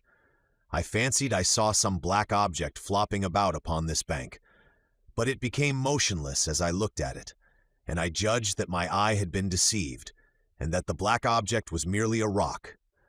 The stars in the sky were intensely bright and seemed to me to twinkle very little. Suddenly I noticed that the circular westward outline of the sun had changed, that a concavity, a bay, had appeared in the curve. I saw this grow larger. For a minute, perhaps, I stared aghast at this blackness that was creeping over the day, and then I realized that an eclipse was beginning. Either the moon or the planet Mercury was passing across the sun's disk. Naturally, at first I took it to be the moon, but there is much to incline me to believe that what I really saw was the transit of an inner planet passing very near to the Earth. The darkness grew apace. A cold wind began to blow in freshening gusts from the east, and the showering white flakes in the air increased in number. From the edge of the sea came a ripple and whisper. Beyond these lifeless sounds, the world was silent. Silent? It would be hard to convey the stillness of it. All the sounds of man, the bleating of sheep, the cries of birds, the hum of insects, the stir that makes the background of our lives, all that was over. As the darkness thickened, the eddying flakes grew more abundant, dancing before my eyes, and the cold of the air more intense. At last, one by one, swiftly, one after the other, the white peaks of the distant hills vanished into blackness. The breeze rose to a moaning wind. I saw the black central shadow of the eclipse sweeping towards me. In another moment, the pale stars alone were visible. All else was rayless obscurity. The sky was absolutely black. A horror of this great darkness came on me. The cold that smote to my marrow and the pain I felt in breathing overcame me. I shivered, and a deadly nausea seized me. Then, like a red-hot bow in the sky, appeared the edge of the sun. I got off the machine to recover myself. I felt giddy and incapable of facing the return journey. As I stood sick and confused, I saw again the moving thing upon the shoal. There was no mistake now that it was a moving thing against the red water of the sea. It was a round thing, the size of a football perhaps, or it may be bigger, and tentacles trailed down from it. It seemed black against the weltering blood-red water, and it was hopping fitfully about. Then I felt I was fainting. But a terrible dread of lying helpless in that remote and awful twilight sustained me while I clambered upon the saddle. Chapter 15: The Time Traveler's Return. So I came back. For a long time I must have been insensible upon the machine. The blinking succession of the days and nights was resumed. The sun got golden again, the sky blue. I breathed with greater freedom. The fluctuating contours of the land ebbed and flowed. The hands spun backward upon the dials. At last I saw again the dim shadows of houses, the evidences of decadent humanity. These too changed and passed, and others came. Presently, when the million dial was at 0, I slackened speed. I began to recognize our own pretty and familiar architecture. The thousands' hand ran back to the starting point. The night and day flapped slower and slower.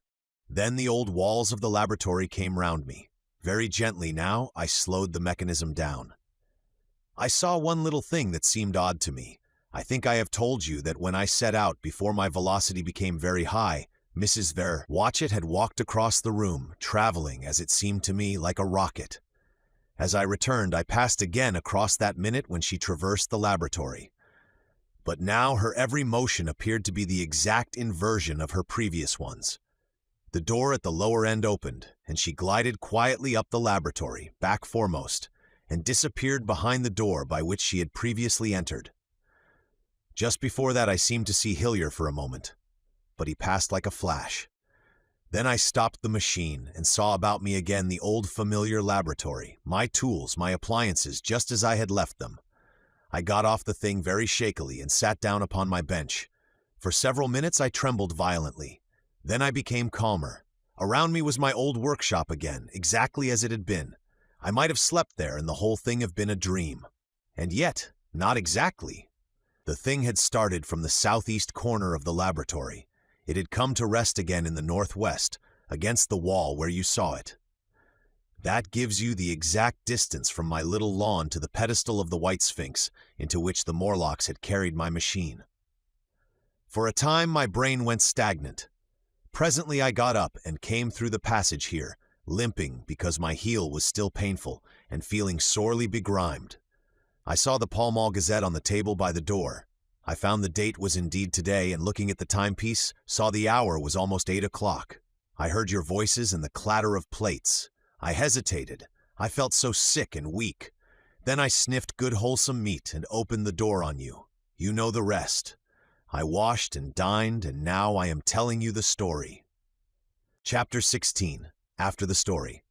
I know, he said after a pause, that all this will be absolutely incredible to you, but to me the one incredible thing is that I am here tonight in this old familiar room, looking into your friendly faces and telling you these strange adventures. He looked at the medical man. No, I cannot expect you to believe it. Take it as a lie or a prophecy. Say I dreamed it in the workshop. Consider I have been speculating upon the destinies of our race until I have hatched this fiction. Treat my assertion of its truth as a mere stroke of art to enhance its interest, and taking it as a story, what do you think of it? He took up his pipe and began in his old accustomed manner to tap with it nervously upon the bars of the grate. There was a momentary stillness. Then chairs began to creak and shoes to scrape upon the carpet. I took my eyes off the time traveler's face and looked round at his audience. They were in the dark, and little spots of color swam before them. The medical man seemed absorbed in the contemplation of our host. The editor was looking hard at the end of his cigar, the sixth. The journalist fumbled for his watch.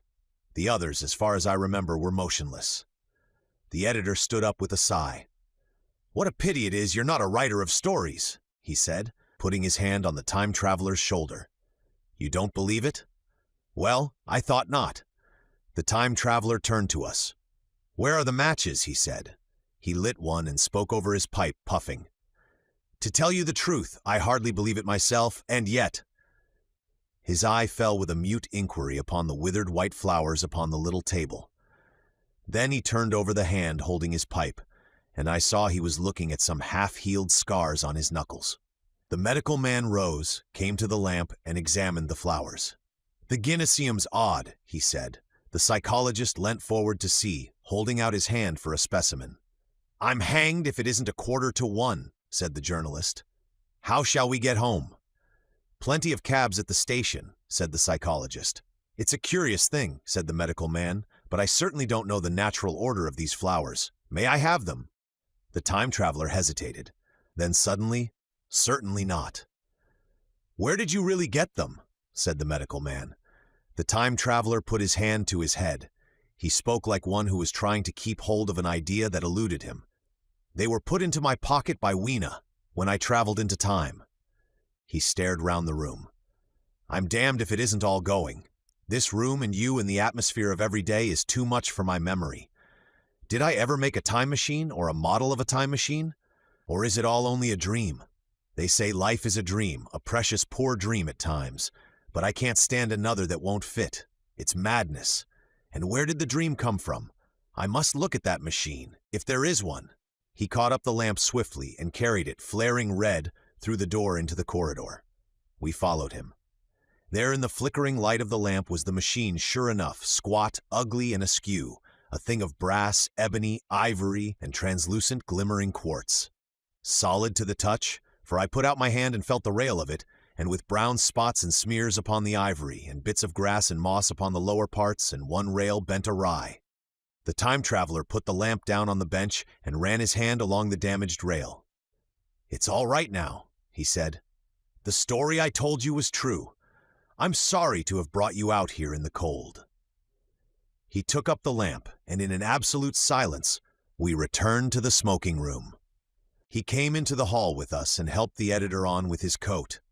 The medical man looked into his face and with a certain hesitation told him he was suffering from overwork, at which he laughed hugely. I remember him standing in the open doorway, bawling good night. I shared a cab with the editor. He thought the tale a gaudy lie. For my own part, I was unable to come to a conclusion. The story was so fantastic and incredible, the telling so credible and sober. I lay awake most of the night thinking about it. I determined to go next day and see the time traveler again. I was told he was in the laboratory, and being on easy terms in the house, I went up to him. The laboratory, however, was empty. I stared for a minute at the time machine and put out my hand and touched the lever. At that, the squat, substantial-looking mass swayed like a bough shaken by the wind. Its instability startled me extremely, and I had a queer reminiscence of the childish days when I used to be forbidden to meddle. I came back through the corridor. The time traveler met me in the smoking room. He was coming from the house. He had a small camera under one arm and a knapsack under the other. He laughed when he saw me and gave me an elbow to shake. "I'm frightfully busy," said he, "with that thing in there." "But is it not some hoax?" I said. "Do you really travel through time?" "Really and truly I do." And he looked frankly into my eyes. He hesitated. His eye wandered about the room. "I only want half an hour," he said. "I know why you came, and it's awfully good of you. There's some magazines here. If you'll stop to lunch, I'll prove you this time traveling up to the hilt, specimens and all. If you'll forgive my leaving you now?" I consented, hardly comprehending then the full import of his words, and he nodded and went on down the corridor. I heard the door of the laboratory slam, seated myself in a chair, and took up a daily paper. What was he going to do before lunchtime? Then suddenly I was reminded by an advertisement that I had promised to meet Richardson, the publisher, at 2. I looked at my watch and saw that I could barely save that engagement. I got up and went down the passage to tell the time traveler. As I took hold of the handle of the door, I heard an exclamation, oddly truncated at the end, and a click and a thud. A gust of air whirled round me as I opened the door, and from within came the sound of broken glass falling on the floor. The time traveler was not there. I seemed to see a ghostly, indistinct figure sitting in a whirling mass of black and brass for a moment, a figure so transparent that the bench behind with its sheets of drawings was absolutely distinct. But this phantasm vanished as I rubbed my eyes. The time machine had gone.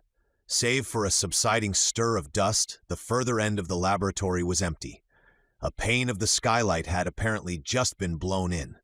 I felt an unreasonable amazement. I knew that something strange had happened, and for the moment could not distinguish what the strange thing might be. As I stood staring, the door into the garden opened, and the manservant appeared. We looked at each other. Then ideas began to come. "Has Mr. gone out that way?" said I. "No, sir, no one has come out this way. I was expecting to find him here." At that I understood. At the risk of disappointing Richardson, I stayed on, waiting for the time traveler, waiting for the second, perhaps still stranger story, and the specimens and photographs he would bring with him. But I am beginning now to fear that I must wait a lifetime.